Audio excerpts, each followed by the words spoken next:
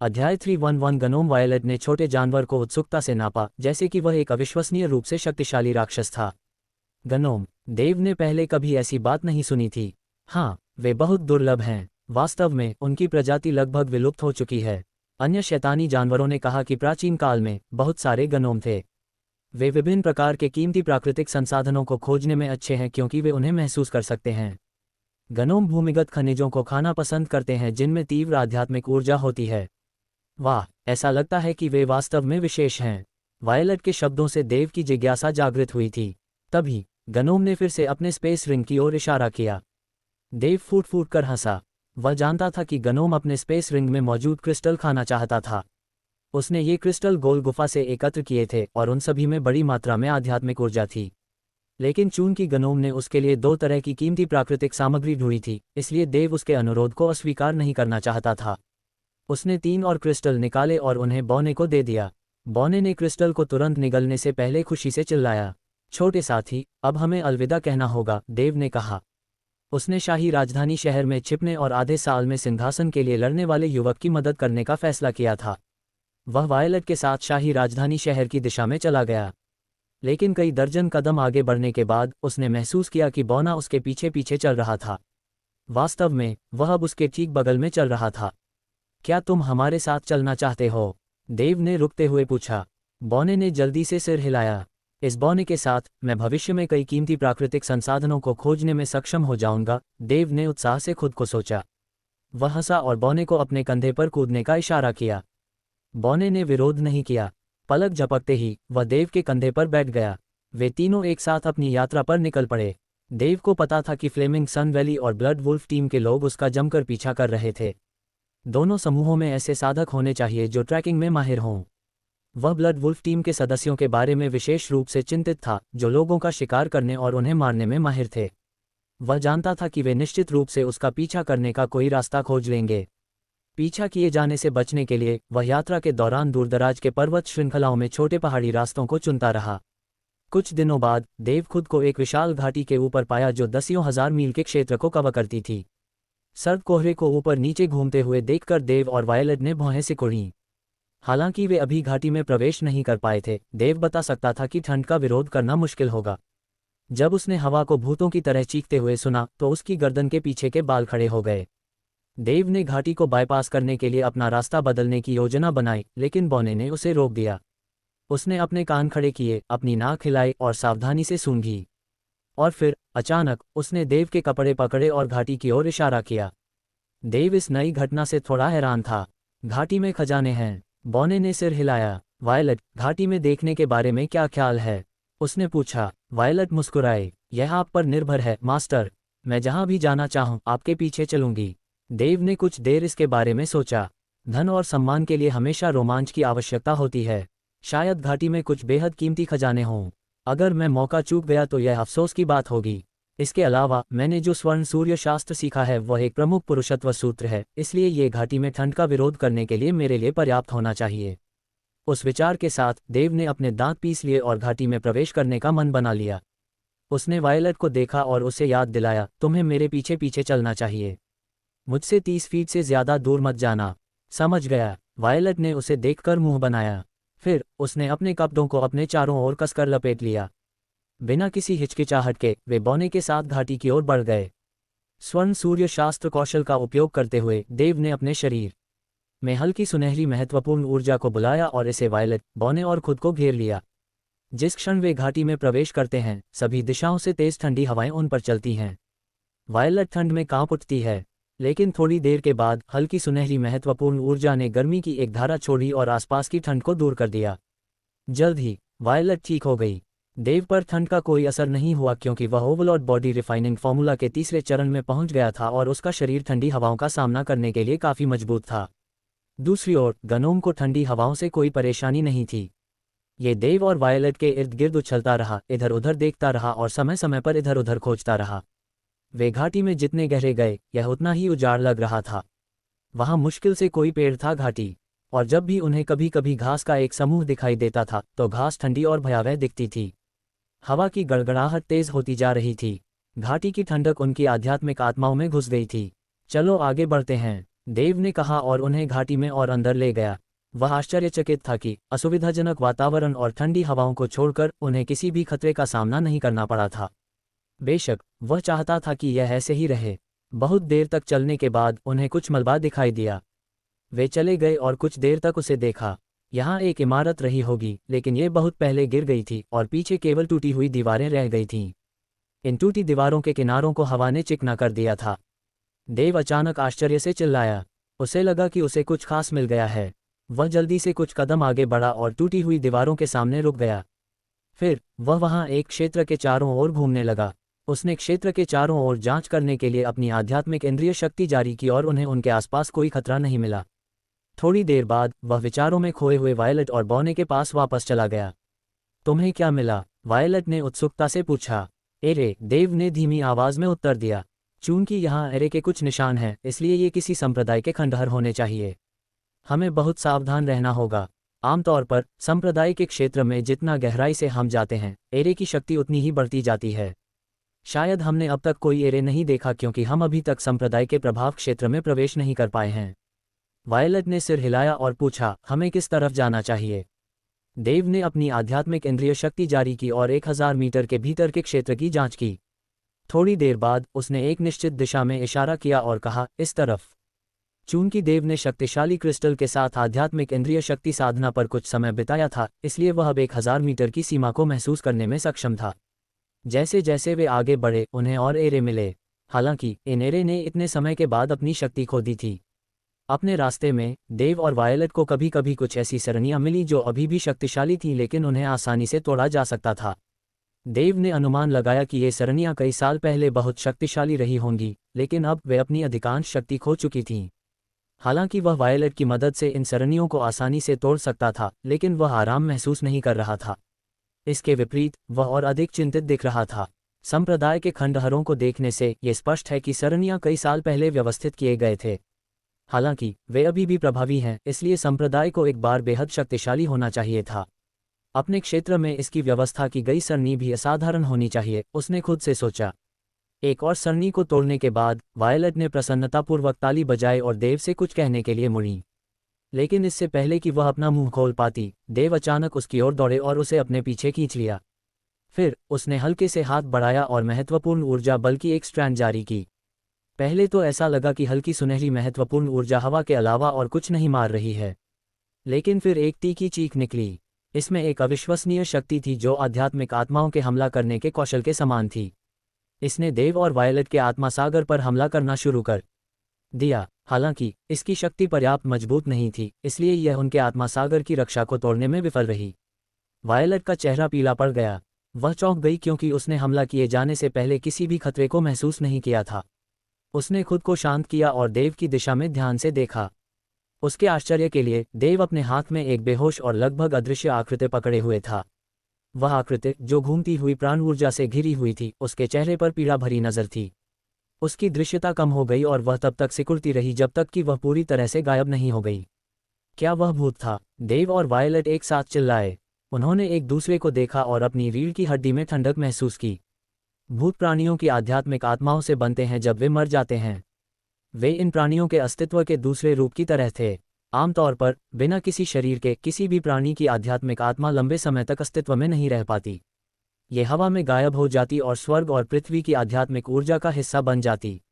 हालांकि अगर आध्यात्मिक आत्मा को किसी उपयुक्त गुप्त हथियार में रखा जाता या किसी अन्य प्राणी के शरीर से जोड़ा जाता तो वह गायब नहीं होती। हालांकि आध्यात्मिक आत्माओं को संग्रहित करने के लिए गुप्त हथियार को परिष्कृत करना आसान नहीं था, और आध्यात्मिक आत्मा के लिए किसी अन्य प्राणी के शरीर में प्रवेश करना बेहद खतरनाक था क्योंकि इसके नए मेजबान की आध्यात्मिक आत्माओं द्वारा निगल लिए जाने की बहुत संभावना थी। इन दो तरीकों के अलावा आध्यात्मिक आत्मा के अस्तित्व को बनाए रखने का एक और तरीका था उपयुक्त वातावरण ढूंढना। चूंकि घाटी बहुत ठंडी और नम थी, इसलिए आध्यात्मिक आत्माओं का विलुप्त होना बहुत धीमा था। इन परिस्थितियों में वे लंबे समय तक अस्तित्व में रह सकते थे और अंततः भूत बन सकते थे। लेकिन जब एक आध्यात्मिक आत्मा भूत में बदल जाती है तो वह अपनी बुद्धि खो देती है और केवल अपनी प्रवृत्ति का अनुसरण करती है। भूत बहुत आक्रामक होते हैं और सभी जीवित चीजों को अपना दुश्मन मानते हैं। उचित जादुई कौशल या गुप्त हथियार के बिना उन्हें मारना मुश्किल था। गोल्डन सन स्क्रिप्चर देव ने जो साधना की थी वह एक प्रमुख पुरुषत्व सूत्र था, इसलिए उसने जो हल्की सुनहरी महत्वपूर्ण ऊर्जा जारी की वह भूतों को दबाने में सक्षम थी। अन्य साधक जिन्होंने ऐसे सूत्रों की साधना नहीं की थी, वे भूतों को उतनी आसानी से नष्ट नहीं कर पाएंगे जितनी आसानी से उसने की थी। अध्याय 312 सावधान। भूत हर जगह है। देव को बहुत राहत मिली जब उसने महसूस किया कि अचानक उन पर हमला करने वाला सिर्फ एक भूत था। देव और वायलेट के पास एक मजबूत आध्यात्मिक भावना शक्ति थी, इसलिए वे भूत को उसके हरकत करने से पहले ही समझ सकते थे। जब वह ग्रैंड डेसोलेशन माउंटेन में था तब देव ने भूतों से निपटा था। वह भूत संप्रदाय के शिष्यों से मिला जिन्होंने आत्मा संग्रह सरणी का उपयोग करके उसे नीचे गिराने की कोशिश की। उस लड़ाई के दौरान उसे भूतों की एक सेना को संभालना था और उस अनुभव की बदौलत वह किसी भी भूत को कभी भी आसानी से हराने के लिए अच्छी तरह से तैयार था। देव को भूतों को हराने का सबसे कारगर तरीका तब मिला जब वह सोल कलेक्शन एरे में फंस गया था। उसने उन पर आध्यात्मिक भावना से हमला करना सीखा क्योंकि यह प्राणी आखिरकार मनुष्यों की आध्यात्मिक आत्माओं का ही एक रूप था। जब कोई व्यक्ति मर जाता है तो उसकी आध्यात्मिक आत्माएं अभी भी अस्तित्व में होती हैं और भूत में बदल जाती हैं। इसके साथ ही आध्यात्मिक भावना भूतों की दुश्मन थी। देव भूत का सामना करने से नहीं डरता था, भले ही वे किसी मृत व्यक्ति की आत्मा हो। उनका मानना था कि एक बार जब वह अपनी आध्यात्मिक भावना को जगा लेंगे तो वह उन्हें आसानी से हरा सकते हैं। देव अपने होश में वापस आ गया। उसका चेहरा काला पड़ गया क्योंकि उसे एहसास हुआ कि उनके आसपास सिर्फ एक भूत नहीं छिपा था। कुछ आत्माओं को हराना देव के लिए कोई मुश्किल काम नहीं होगा, लेकिन जब उसने महसूस किया कि वहां सैकड़ों भूत मौजूद हैं तो देव को अपनी जीत पर थोड़ा संदेह हुआ। अगर वह अपनी सीमित आध्यात्मिक भावना से बाहर निकल गया तो वह गंभीर संकट में पड़ जाएगा। आध्यात्मिक भावना को फिर से भरना शारीरिक शक्ति और महत्वपूर्ण ऊर्जा से कहीं ज्यादा मुश्किल था। देव के लिए एक ही समय में उन सभी से लड़ना मुश्किल होगा। इसके अलावा अपनी आध्यात्मिक भावना का अत्यधिक उपयोग करने से आध्यात्मिक आत्मा को नुकसान पहुंचेगा। ये परिदृश्य साधक के लिए घातक होगा क्योंकि आध्यात्मिक आत्मा को गंभीर चोटों को ठीक करना लगभग असंभव था। देव 3 साल पहले एक हमले के कारण उसके सिर पर चोट लगी और वह मानसिक रूप से बीमार हो गया। आध्यात्मिक आत्मा को पहुंचाए गए नुकसान से गंभीर बीमारी और शारीरिक क्षति हो सकती है। देव को याद आया कि उस समय उसने क्या कष्ट झेले थे। वह अपनी आध्यात्मिक आत्मा के महत्व से पूरी तरह अवगत हो गया और जब तक बहुत ज़रूरत न हो अपनी आध्यात्मिक भावना का उपयोग करने से बचना शुरू कर दिया। देव ने धीरे से मुड़कर वायलेट की प्रतिक्रिया देखी। वह जानता था कि वायलेट ने भी भूतों की एक सेना की उपस्थिति को महसूस किया है।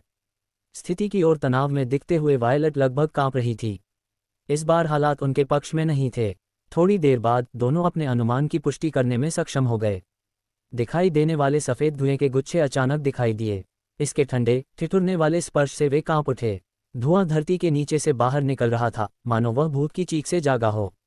वे उनमें से कुछ को देख सकते थे। अचानक वायलेट ने अपनी आध्यात्मिक भावना को सक्रिय किया और देव उसकी प्रबल अनुभूति को महसूस किए बिना नहीं रह सका। उसकी आध्यात्मिक भावना ने तुरंत उनके आसपास के भूतों पर निशाना साधा। दूसरी ओर देव ने कोई समय बर्बाद नहीं किया और अपनी आध्यात्मिक भावना उड़ान सुई का उपयोग किया। पलक झपकते ही असंख्य सुइयों ने उनके आसपास के भूतों को गोली मार दी।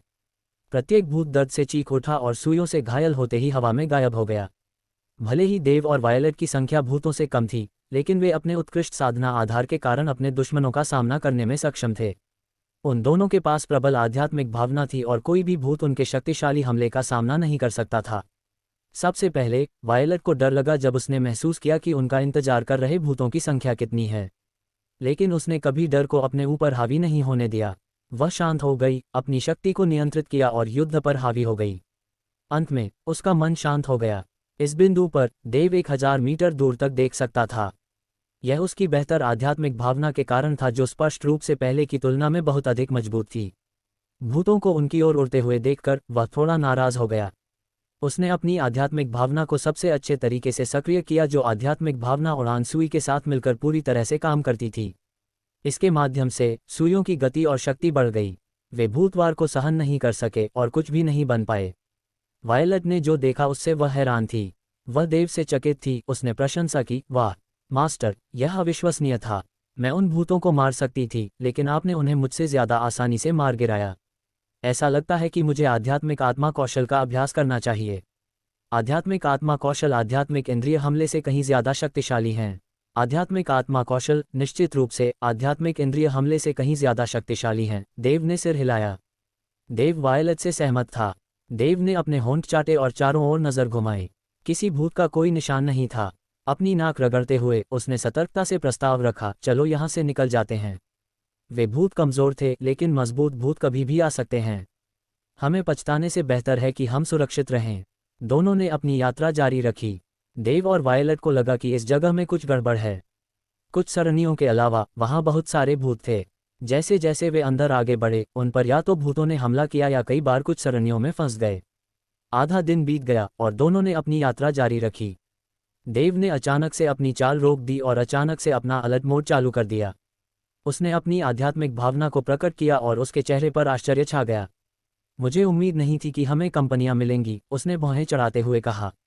मुझे भी यही मिला। मैंने महसूस किया कि कुछ इंसान आसपास थे, लेकिन वे लोग कौन हैं? वायलट ने भ्रमित स्वर में पूछा। भूतों से भरी जगह में लोगों का दिखाई देना अजीब होगा। मुझे लगा कि वहाँ 4 लोग हैं। उनमें से 2 अर्थ रियल्म के प्रारंभिक चरण में थे, एक अर्थ रियल्म के मध्यम चरण में और दूसरा अर्थ रियल्म के प्रीमियम चरण में। वे एक सरणी में फंसे हुए लग रहे थे, देव ने आगे कहा। क्या आप वहां जाकर उनसे पूछना चाहते हैं? वायलट ने सुझाव दिया। देव ने शुरू में वायलट के साथ खजाने की तलाश करने और इसे गुप्त रखने की योजना बनाई थी। उसने कम प्रोफाइल खेलने और किसी भी स्थिति में अन्य लोगों को शामिल न करने का फैसला किया। लेकिन उसकी जिज्ञासा बढ़ गई। थोड़ी देर झिझकने के बाद उसने सिर हिलाया और कहा, ठीक है, चलो देखते हैं कि वहाँ क्या हो रहा है। लेकिन हम किसी को भी हमें खोजने नहीं दे सकते। इस पर ध्यान दिया, मास्टर, वायलट ने जवाब दिया। दोनों ने उन लोगों की दिशा में चलना शुरू कर दिया जिन्हें उन्होंने देखा था। देव ने अपनी सांस रोक ली और चुपचाप आगे बढ़ गया। वायलट ने किसी तरह का भ्रम किया। अचानक झिल्ली की एक परत ने उसे ढक लिया और उसकी सतह पर बहता हुआ पानी दिखाई दिया। वायलट पतली हवा में गायब हो गई, जिसे देव अपनी आध्यात्मिक शक्ति को मुक्त करने के बाद भी नहीं देख सका। जब तक कोई उसके पास खड़ा न हो तब तक उसकी पोल नहीं खुलेगी। देव ने ये देखकर सहमति में सिर हिलाया। चूंकि देव और वायलट 4 लोगों से ज्यादा दूर नहीं थे, इसलिए वे जल्द ही अपने लक्ष्य के पास पहुंच गए। वे दोनों एक छोटे से टीले के पीछे छिप गए और अपनी गर्दन को ऊपर उठाकर उन्हें देखने लगे। 4 लोगों को एक अदृश्य गुंबद ने बाहर से काट दिया। अदृश्य गुंबद ने मैदान में 30 वर्ग मीटर के क्षेत्र को कवर किया था। पुरुष पीठ से पीठ मिलाकर खड़े थे और सतर्कता से चारों ओर देख रहे थे। उनके शरीर में प्राण ऊर्जा प्रवाहित हुई और उन्होंने पूरी ताकत से गुंबद पर हमला करने के लिए अपने स्वयं के मार्शल कौशल का प्रदर्शन किया। उनमें से 2 ने हमला करना शुरू कर दिया। जब भी वे गुंबद से टकराते तो वह बस थोड़ा कांप उठता। साथ ही शक्ति किसी तरह से उनमें से प्रत्येक के पास वापस आ जाती थी। उनमें से 2 को अपनी प्राण ऊर्जा शक्ति का उपयोग उस ऊर्जा के विरुद्ध खड़े होने के लिए करना पड़ा जो वापस लौटती थी। चारों को लगता था कि गुंबद कैसे काम करता है। उन्होंने गुंबद पर हमला करने के लिए बारी बारी से हमला किया, लेकिन वे इसे पार नहीं कर सके। देव को पता नहीं था कि वे कितने समय से फंसे हुए थे, लेकिन वह महसूस कर सकता था कि उनके शरीर में प्रवाहित होने वाली महत्वपूर्ण ऊर्जा स्थिर नहीं थी। उसने निष्कर्ष निकाला कि वे पहले ही अपनी बहुत सारी ऊर्जा खर्च कर चुके थे। नो वी एल्ड्रम ऑग द्वारा विशेष सर्वाधिकार कॉपीराइट सामग्री। ये दिलचस्प है, एक ऐसा समूह जो हमलों को पलट सकता है। मैंने ऐसा पहले कभी नहीं देखा, देव ने अपनी आंखें चमकाते हुए टिप्पणी की। देव अपने सामने समूह को देखकर आश्चर्यचकित था। हालांकि जब देव ने गुंबद के अंदर फंसे लोगों के कपड़े देखे तो उसकी भौहें तन गईं। मुझे लगता है कि वे फ्लेमिंग सन वैली से हैं। आपको क्या लगता है कि वे यहाँ क्या कर रहे हैं? क्या यह मेरी वजह से है? क्या वे मुझे मारने जा रहे हैं? यह अजीब है, मुझे उनसे यहाँ मिलने की उम्मीद नहीं थी, देव ने थोड़ा चिंतित होते हुए कहा। ऐसा लगता है कि वे हमसे पहले यहाँ आ गए थे। मुझे लगा कि वे तुम्हारे लिए यहाँ नहीं हैं, वायलट ने धीमी आवाज में कहा और अपना सिर झुकाया। तुम्हारी बात सही है, वायलट, देव ने सहमति जताई। जहाँ तक मैं देख सकता हूँ उन्हें सरनी को तोड़ने में परेशानी हो रही थी। क्या तुम गुप्त रूप से उनकी मदद करना चाहते हो? वायलट ने सम्मानपूर्वक देव से पूछा। मैं नहीं चाहता, देव ने सिर हिलाते हुए मना कर दिया। मुझे फ्लेमिंग सन वैली के लोगों से दुश्मनी है। वे मुझे कभी नहीं जाने देंगे। इसके लोग मुझे मरना चाहते हैं। मेरे पास उन्हें किसी भी तरह से बचाने का कोई कारण नहीं है। इसके अलावा मुझे लगता है कि यह सरनी उन्हें सिर्फ 1 या 2 दिन के लिए फंसा सकती है। वे खुद ही बाहर निकल जाएंगे, उसने आगे कहा। ये व्यूह उन्हें केवल फंसाता है, लेकिन उन पर हमला नहीं करता। इसलिए वे अभी के लिए बिल्कुल सुरक्षित हैं। लेकिन इससे पहले कि वायलट अपनी बात पूरी कर पाती, उसे कुछ अलग महसूस हुआ। उसने अपना सिर देव की ओर घुमाया और दूर से देखा, यह महसूस करते हुए कि उनके पीछे कुछ आ रहा है। देव ने पलटकर देखा और जो कुछ उसने देखा उससे उसका चेहरा काला पड़ गया। कई भूत उनकी दिशा में उड़े। उन्होंने गुंबद से आने वाली आवाज़ें सुनी होंगी। भूत गुंबद तक पहुंचने से पहले वे वायलट और देव के पास से गुजरे होंगे। देव नाराज हो गया और उसने वायलट को वहां से चले जाने का इशारा किया, लेकिन उनके उड़ने से पहले ही भूतों ने उन्हें पहचान लिया और उनकी दिशा में क्रूरता से देखने लगे। भूतों ने बिना समय बर्बाद किए उन पर हमला कर दिया। हालांकि देव और वायलट ने छिपने के लिए एक अच्छी जगह ढूंढ ली थी, फिर भी इन भूतों ने उन्हें ढूंढ लिया क्योंकि वे किसी भी जीवित प्राणी को निशाना बना सकते थे। देव की आंखों में एक ठंडी भयंकर नज़र चमक उठी। उसने धीरे धीरे अपना हाथ उठाया, अपनी आंखें बंद की और स्पिरिचुअल सेंस फ्लाइंग नीडल का इस्तेमाल किया। अचानक सुइयां दुश्मनों की ओर उड़ गईं। ये स्थान भूतों की डरावनी चीखों से भर गया क्योंकि वे पतली हवा में गायब हो गए। अध्याय 313 भूत घाटी। भूत इतने मजबूत नहीं थे और देव ने उन्हें आसानी से खत्म कर दिया। हालांकि इसने व्यूह में फंसे 4 लोगों का ध्यान आकर्षित किया। उन्होंने तुरंत देव और वायलट को देख लिया। चारों चौंके हुए लोगों ने दोनों को भौहें सिकोड़कर देखा। देव शर्मिंदा हो गया। वहां 2 महिलाएं और 2 पुरुष थे। उनके चेहरों पर शक साफ झलक रहा था। वे सोच रहे थे कि देव और वायलट वहां छिपकर क्या कर रहे थे। वे स्पष्ट रूप से इस बात से परेशान थे कि वे काफी समय से फंसे हुए थे, लेकिन दोनों अपराधियों ने मदद करने की भी जहमत नहीं उठाई। इससे उन्हें विश्वास हो गया कि दोनों कुछ अच्छा नहीं करने वाले थे। व्यू को तोड़ने के बाद दोनों शायद उनके साथ कुछ करने की योजना बना रहे थे। आपस में चर्चा करने के बाद 2 महिलाओं में से एक ने देव को एक आकर्षक मुस्कान दी और हाथ हिलाया। नमस्ते, क्या आप यहाँ आना चाहेंगे? दूसरी महिला ने भी एक आकर्षक मुस्कान बिखेरी। अपनी आध्यात्मिक समझ से देव पहले से ही जानता था कि वे किस बारे में बात कर रहे थे। चारों ने 2 महिलाओं की सुंदरता का उपयोग करके देव और वायलट को करीब आने के लिए मनाने की योजना बनाई। फिर वे उन दोनों से पूछेंगे कि उन्हें क्या चाहिए और वादा करेंगे कि अगर दोनों उनकी मदद करेंगे तो वे उन्हें वह दे देंगे। हालांकि व्यू रचना से भागने के बाद उन्होंने अपना वादा तोड़ने और देव और वायलट के साथ उसी के अनुसार व्यवहार करने की योजना बनाई। दूसरी ओर दोनों पुरुष स्पष्ट रूप से वायलट पर आसक्त थे। वे उसे वासना से देखते थे और अश्लील तरीके से हंसते थे। देव जानता था कि उन पर भरोसा नहीं किया जाना चाहिए। वह मन ही मन खींच उठा और सोचा, मैंने तुम लोगों से लड़ने की योजना नहीं बनाई थी, लेकिन तुम मेरे और वायलट के खिलाफ साजिश करके इसे मान रहे हो। खैर, मैं तुम्हारी मृत्यु की इच्छा पूरी करने के लिए यहाँ हूँ। देव की तुलना में चारों के पास अपेक्षाकृत कम साधना आधार था। उनसे निपटना आसान होगा। अभी के लिए उसने साथ खेलने का फैसला किया। उनके असली चेहरे उजागर होने के बाद देव उन्हें एक एक करके मार देगा। रेमंड और ड्वेन की वजह से देव को फ्लेमिंग सन वैली से नफरत हो गई और वह संप्रदाय के सदस्यों को मारने में संकोच नहीं करेगा। देव ने अपनी योजनाओं को वायलट के साथ साझा किया। बोलने वाली महिला से मोहित होने का नाटक करते हुए देव उसके पास गया और उसका अभिवादन किया। हाय सुंदर महिला। महिला ने अपने मुंह को अपने हाथ से ढक लिया और उसे आंख मारते हुए हंसी। हाय मिस्टर, क्या यह आपकी गर्लफ्रेंड है? उसने वायलट की ओर इशारा करते हुए पूछा। फिर उसने कहा, सच कहूं तो मुझे लगता है कि मैं पहली नज़र में ही आपसे प्यार करने लगी हूं। एक आदमी के लिए रखेल रखना सामान्य बात है न? इसके अलावा आपको इसकी आदत हो गई होगी। निश्चित रूप से कई लड़कियां आपके जैसे शक्तिशाली आदमी के प्यार में पड़ गई हैं। दुर्भाग्य से मैं कोई अपवाद नहीं हूं।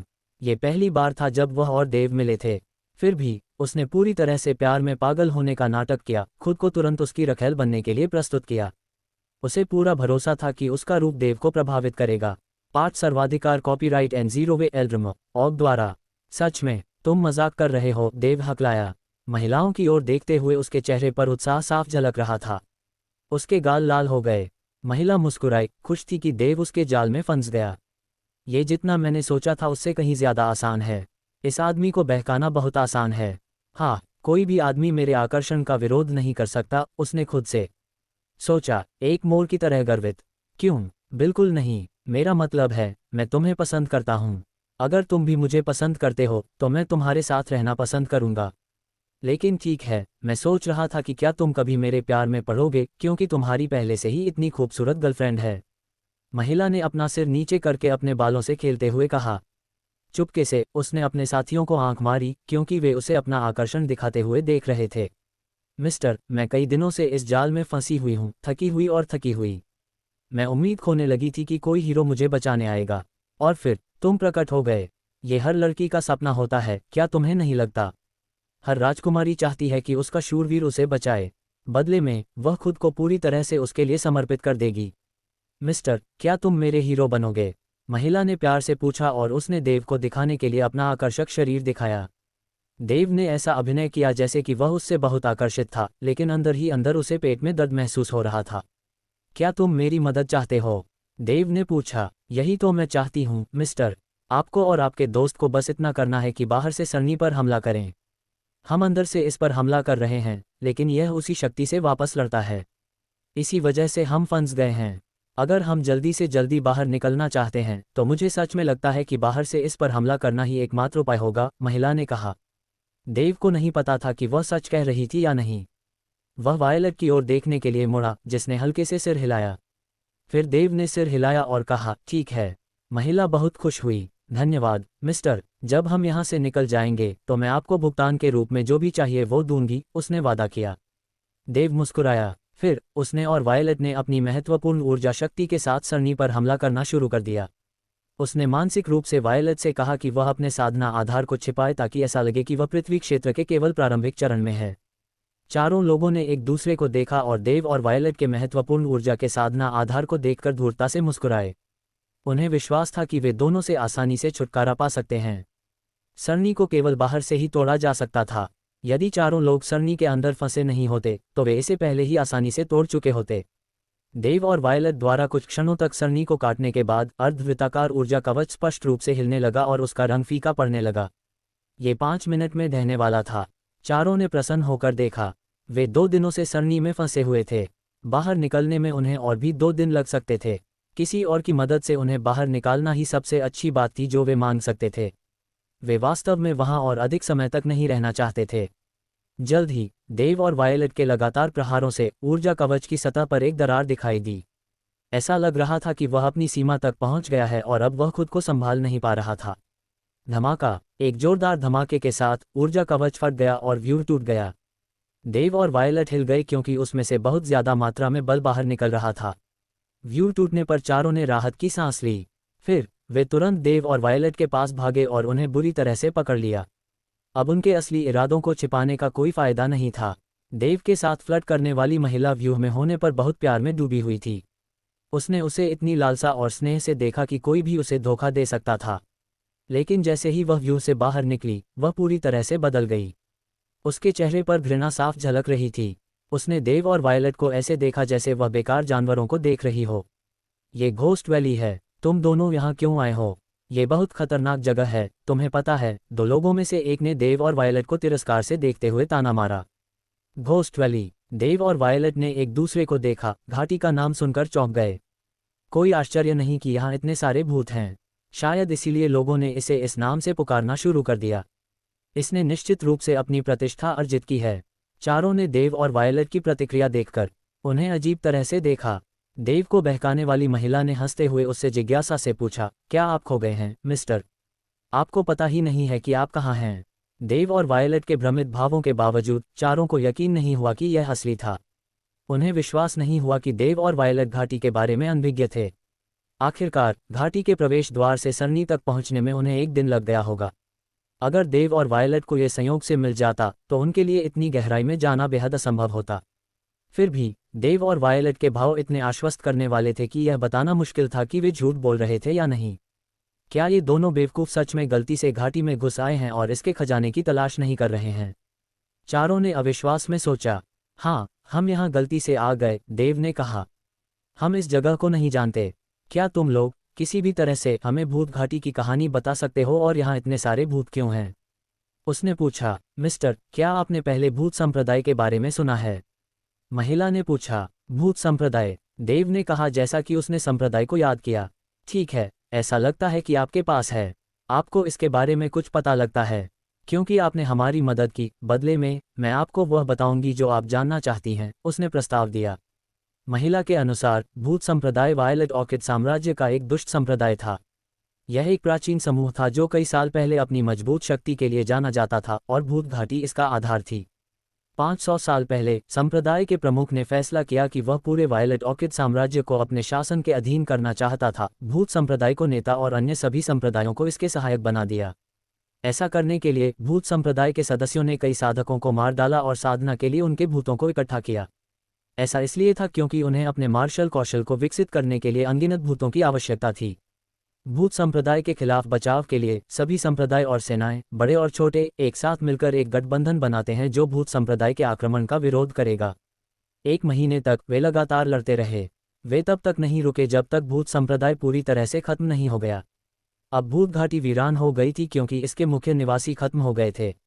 जो कुछ बचा था वह दुष्ट संप्रदाय द्वारा मारे गए साधकों के भूत थे, और ऐसी ही एक किंवदंती थी जिसने इस जगह को घेर लिया था। तब से साधक भूत संप्रदाय के छिपे हुए खजाने की खोज करने के प्रयास में झुंड में यहाँ आते रहे। अफवाह थी कि कुछ गुफाओं में बहुत सारा खजाना छिपा हुआ था। सैकड़ों और हजारों लोग इसका एक टुकड़ा चाहते थे, लेकिन जो त्रासदी हुई उसने भूत घाटी को बहुत ज्यादा नकारात्मक ऊर्जा और समूहों के साथ छोड़ दिया। इसके अलावा अनगिनत भूत यहाँ घूमते रहे। हालांकि बहुत से लोग खजाने की खोज करने आए थे, लेकिन उनमें से कुछ ही सफल हुए। लेकिन जाहिर है ये सब अफवाह थी। आज तक कोई भी ये पुष्टि नहीं कर सका कि यह वास्तव में भूत संप्रदाय का घर था, न ही यह कि भूत संप्रदाय पहले कभी अस्तित्व में था। अध्याय 314। आप खुद पर यह सब ला रहे हैं। देव और वायलट दोनों ये सुनकर हैरान थे कि यह घाटी वह जगह थी जहाँ कभी भूत संप्रदाय हुआ करता था। वे भूत संप्रदाय के विनाश की कहानी सुनकर भी हैरान थे। हमें बताने के लिए धन्यवाद। मैं यहाँ कुछ समय से हूँ, लेकिन मुझे इस जगह के बारे में बिल्कुल भी पता नहीं था। अगर आप नहीं होते तो मुझे पता भी नहीं चलता, देव ने कृतज्ञता से कहा। ठीक है, मुझे लगता है कि यह काफ़ी है। आपको इस आदमी से इतनी बात करने की क्या ज़रूरत है? लंबे आदमी ने अधीरता से कहा और देव को नाराज़गी भरी नज़र से देखा। अब जब आपको पता चल गया है कि यह जगह क्या है, तो आपको जल्द से जल्द यहाँ से चले जाना चाहिए। ये खतरनाक है जगह, और अगर आप मज़ा की तलाश में हैं तो आप इसे यहाँ नहीं पाएंगे। अगर आप अपने जीवन को प्यार करते हैं तो अब यहाँ से चले जाओ। दूसरे आदमी ने देव पर चिल्लाया। देव के साथ बुरा व्यवहार किया जा रहा था, लेकिन उसने फिर भी अपना धैर्य बनाए रखा। वायलट, चलो अब चलते हैं। उसने वायलट का हाथ अपने हाथ में लिया और वे जाने वाले थे। एक मिनट रुको, मैंने तुम्हें जाने के लिए कहा था। नौजवान, उससे नहीं। मुझे लगता है कि हम पहले इस खूबसूरत लड़की के साथ कुछ मज़ा करेंगे।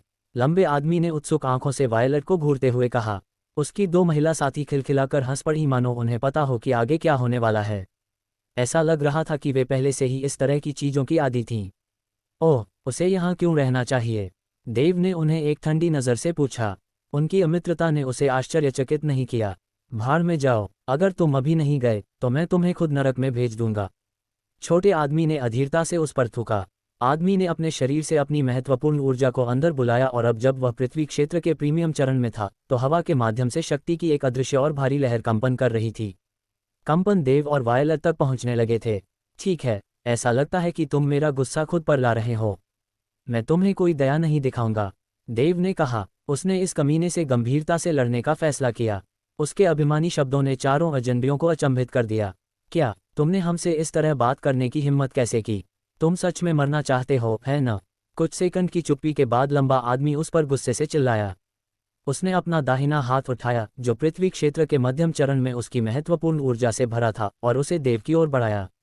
ठीक उसी क्षण देव ने अपनी आध्यात्मिक भावना उड़ानसुई को बुलाया और उसे उस आदमी के सिर पर गोली चलाने का आदेश दिया।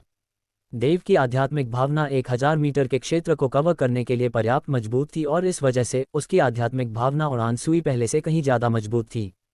हालांकि वह आदमी पृथ्वी क्षेत्र के मध्यम चरण में था, लेकिन उसकी आत्मा देव की तुलना में बहुत कमजोर थी। जब उसे आध्यात्मिक भावना उड़ानसुई से मारा गया तो वह तुरंत सिर में तेज दर्द से अभिभूत हो गया।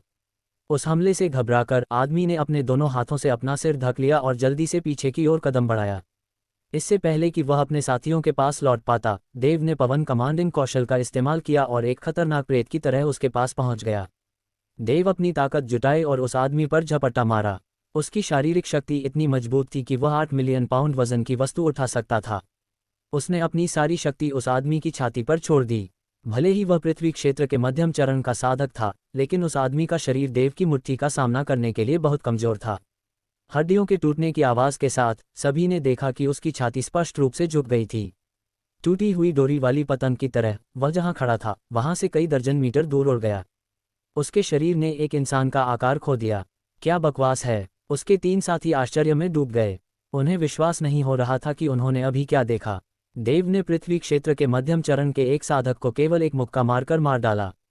उसकी शारीरिक शक्ति लगभग चौथे या 5वें स्तर के राक्षस जानवर जितनी शक्तिशाली थी। अरे, तुमने क्या किया है? तुम इसके लिए भुगतान करोगे, बदमाश! दूसरा आदमी दहाड़ा। वह अपने साथी की मौत पर गुस्से में था। उसने अपनी महत्वपूर्ण ऊर्जा को इकट्ठा किया और एक हाथ बाहर निकाला। एक जलती हुई आग का गोला नीले रंग से प्रकट हुआ और फिर एक उल्का की तरह देव पर चला गया। जब आग का गोला हवा में देव की ओर उड़ा तो एक फुफकारने की आवाज़ सुनी जा सकती थी। दिखाई देने पर क्षेत्र का तापमान तुरंत बढ़ गया। वह आदमी पृथ्वी क्षेत्र के प्रीमियम चरण में था, इसलिए देव उसके हमले का सामना करते हुए अधिक गंभीर हो गया। उसने अपने स्पेस रिंग से वायलेट रॉयल तलवार निकाली और आग के गोले पर कई दर्जन तलवार रोशनी चलाई। जब वायलेट रॉयल तलवार आग के गोले के संपर्क में आई तो आग का गोला अंदर से फट गया और टुकड़ों में टूट गया। हालांकि टुकड़े पतली हवा में गायब नहीं हुए जैसे देव ने सोचा था कि वे होंगे। इसके बजाय वे बहुत तेजी से इकट्ठे हुए और एक और आग का गोला बना। बहाल आग का गोला पहले की तरह ही महान गति के साथ देव की ओर चला। दोनों वस्तुओं के संपर्क में आने पर उनमें से बहुत तेज गर्मी निकली। जब उसने देखा कि वह व्यक्ति अपने अग्निगोल को हथियार के रूप में इस्तेमाल कर रहा है, तो देव ने सोचा कि क्या उसके अमृत क्षेत्र में मौजूद प्रकाश गोल को भी हथियार के रूप में इस्तेमाल किया जा सकता है। अपने दिमाग में इन बातों को रखते हुए देव ने प्रयोग करने का फैसला किया। उसने अपने अमृत क्षेत्र से प्रकाश गोल को बुलाया और उसे प्रतिद्वंद्वी के अग्निगोल की ओर गोली चलाने का आदेश दिया। कुछ अजीब हुआ। देव की लाइट बॉल हवा में दिखाई दी और फायरबॉल तुरंत अपने ट्रैक पर रुक गया और बिल्ली को देखकर चूहे की तरह पीछे की ओर भाग गया।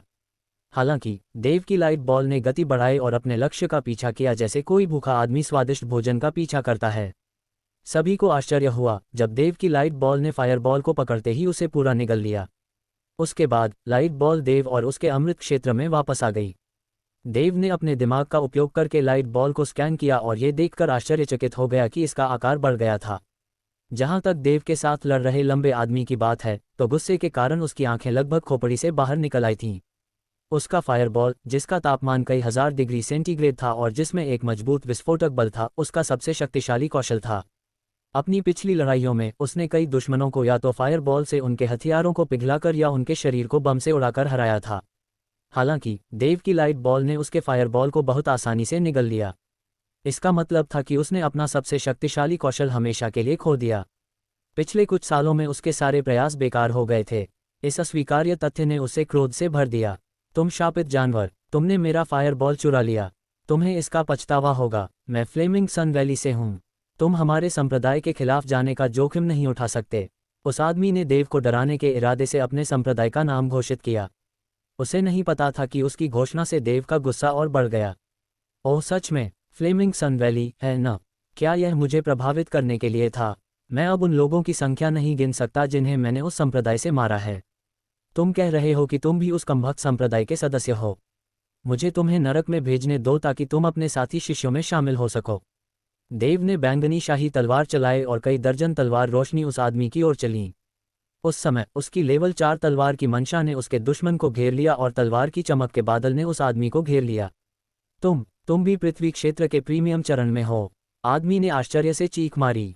जब देव ने सुना कि उसका दुश्मन फ्लेमिंग सन वैली से है, तो वह उसे तुरंत मारना चाहता था, इसलिए उसने अपनी असली ताकत को अब और नहीं छिपाने का फैसला किया। उसने अपनी शक्तिशाली महत्वपूर्ण ऊर्जा के साथ पृथ्वी क्षेत्र के प्रीमियम चरण में अपनी सारी शक्ति का इस्तेमाल किया और जब उसने आदमी पर हमला किया तो यह उसकी तलवार की रोशनी के साथ मिल गई। हमले से खुद को बचाने के लिए भयभीत और हाथ पांव मारते हुए आदमी ने एक लोहे की कृपाण निकाली और देव की तलवार की रोशनी को रोक दिया। हालांकि तलवार की रोशनी का बहुत सारा हिस्सा अभी भी उसके शरीर पर लगा और इससे उसे कई जगह खून बहने लगा। जब देव की रोशनी की गेंद ने उसके आग के गोले को निगल लिया तो आदमी ने लड़ने की अपनी हिम्मत खो दी थी। उसे यह जानकर आश्चर्य हुआ कि देव भी पृथ्वी क्षेत्र के प्रीमियम चरण में था और इसने उसे और भी अधिक मनोबल खो दिया। इसके अलावा देव की भ्रामक तलवारबाजी और स्तर 4 तलवार की मंशा का मजबूत संयोजन स्पष्ट रूप से उसकी ताकत से परे था। घायल होने के बाद आदमी के दिमाग में केवल एक ही विचार था, भागो। हालांकि इससे पहले कि वह इसे कार्रवाई में ला पाता, खतरे की एक खौफनाक भावना ने अचानक उसे घेर लिया। उस पल एक लाल चमक नीले रंग से प्रकट हुई और एक हिंसक बिजली की तरह आदमी की छाती पर वार किया।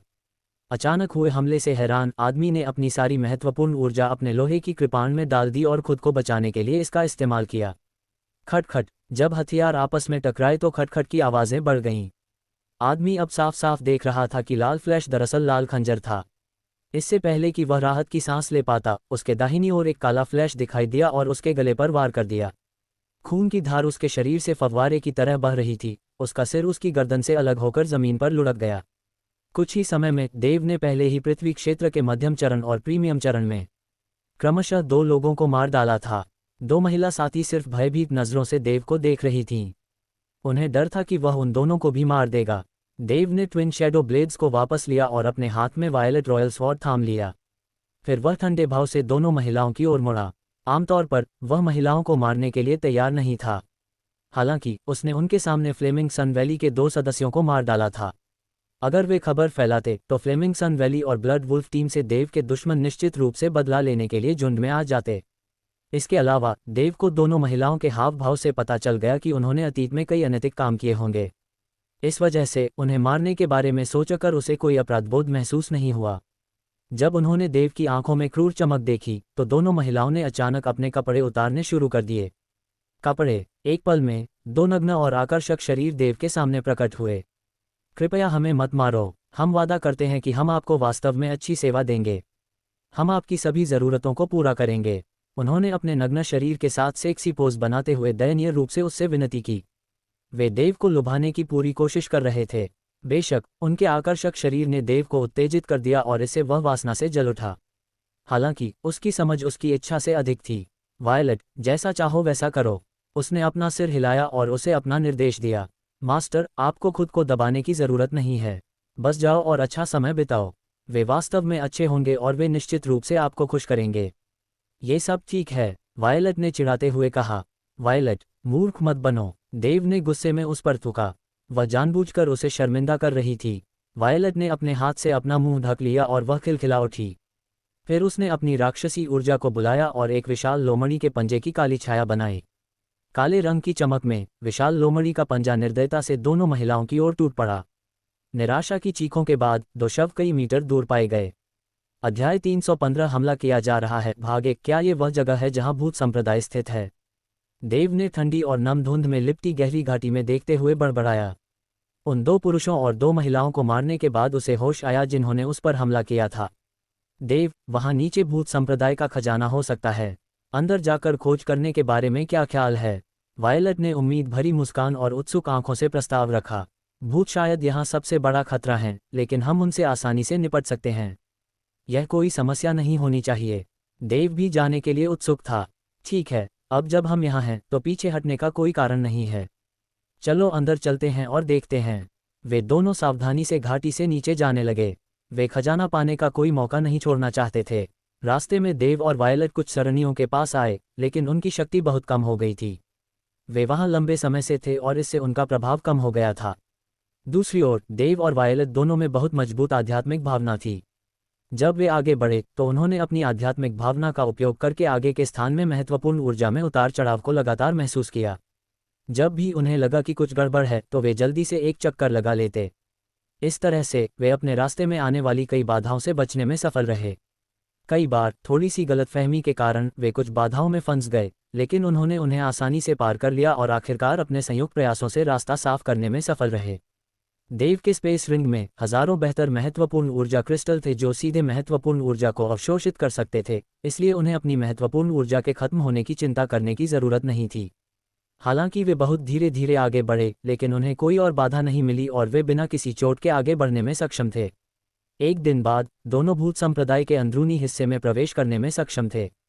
जब उन्होंने चारों ओर देखा तो उन्होंने कई टूटी हुई दीवारें और मलबा पड़ा देखा। उनमें से कुछ शायद सीढ़ीदार इमारतों के हिस्से थे जो अब नष्ट हो गए थे। देव चारों ओर देखना चाहता था और देखना चाहता था कि क्या वह खंडहरों में कुछ मूल्यवान पा सकता है, लेकिन जल्द ही उसने यह विचार छोड़ दिया।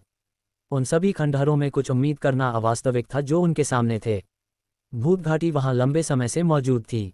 वर्षों से अनगिनत साधक खजाने की तलाश में इस स्थान पर पहुंचे थे। उनमें से केवल बलवान ही भीतरी क्षेत्र में पैर रख पाए थे। इसलिए यदि कोई मूल्यवान या बहुमूल्य वस्तु थी भी तो उसे अवश्य ही छीन लिया गया होगा। देव और वायलट टूटी हुई छतों और ढही हुई दीवारों के बीच खड़े थे। उन्होंने नष्ट हो चुकी इमारतों और चारों ओर फैले मलबे को देखा। भूत संप्रदाय की यही स्थिति थी। उन्होंने चारों ओर देखा, लेकिन पौराणिक खजाने का कोई निशान नहीं था। संभवतः वहां कोई खजाना था ही नहीं। हो सकता है कि यह वर्षों से साधकों द्वारा बनाई गई कोई अवास्तविक कहानी या मिथक हो। फिर भी ये भी संभव था कि खजाना खंडहरों में किसी गुप्त स्थान पर छिपा हो। खजाना इतनी आसानी से सुलभ या आसानी से दिखाई नहीं देता। यह ऐसी जगह होगी जहां ये सुरक्षित और अगम्य होगा।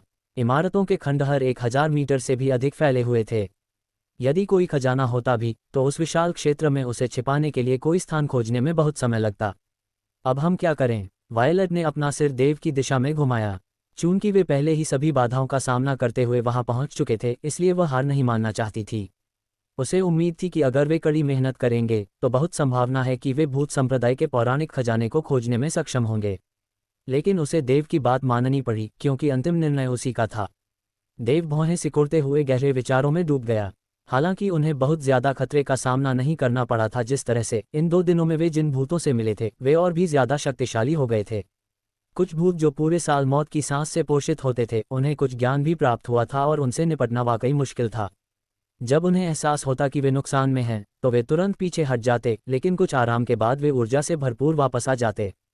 सौभाग्य से देव और वायलेट के पास मजबूत आध्यात्मिक समझ और शक्तिशाली क्रिस्टल थे जो उनकी महत्वपूर्ण ऊर्जा को पूरक करते थे और किसी भी समय उनकी आध्यात्मिक समझ को बहाल करते थे। अन्यथा वे इस जगह के सभी भूतों को खत्म नहीं कर पाते। कुछ क्षण बाद देव ने गहरी और कर्कश आवाज में कहा, मुझे यकीन नहीं है। मैं खाली हाथ वापस जाने को तैयार नहीं हूं। अब जब हम यहाँ हैं तो आइए हर जगह खजाने की तलाश करें। वायलेट ने सिर हिलाया। देव मुस्कुराया और आगे बोला, चूंकि तुम मुझसे सहमत हो तो चलो इसे ढूंढते हैं। वैसे भी ये सिर्फ 1000 मीटर का क्षेत्र है, हम इसे इंच इंच करके खोज सकते हैं। उसके शब्दों ने वायलेट का मनोबल बढ़ाया और फिर वे दोनों उस खजाने की खोज में लग गए जिसके बारे में उन्होंने अक्सर सुना था। करीब 1 घंटे बाद देव रुका और हैरान होकर चारों ओर देखने लगा। किसी अज्ञात कारण से उसे लगा कि कुछ गड़बड़ है। वह अकेला नहीं था। उसी भावना को साझा करते हुए वायलेट तुरंत देव के पास गई और अपनी आध्यात्मिक समझ से सतर्कता से चारों ओर खोज की।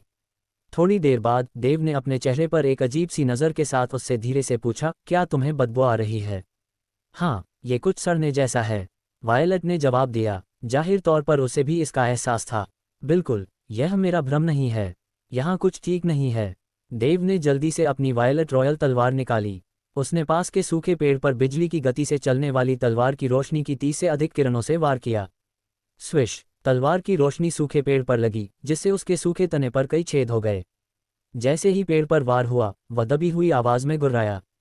चीख पिंजरे में बंद जानवर की धीमी और गहरी दहाड़ जैसी थी, और अंदर से एक दुष्ट आत्मा फूट पड़ी।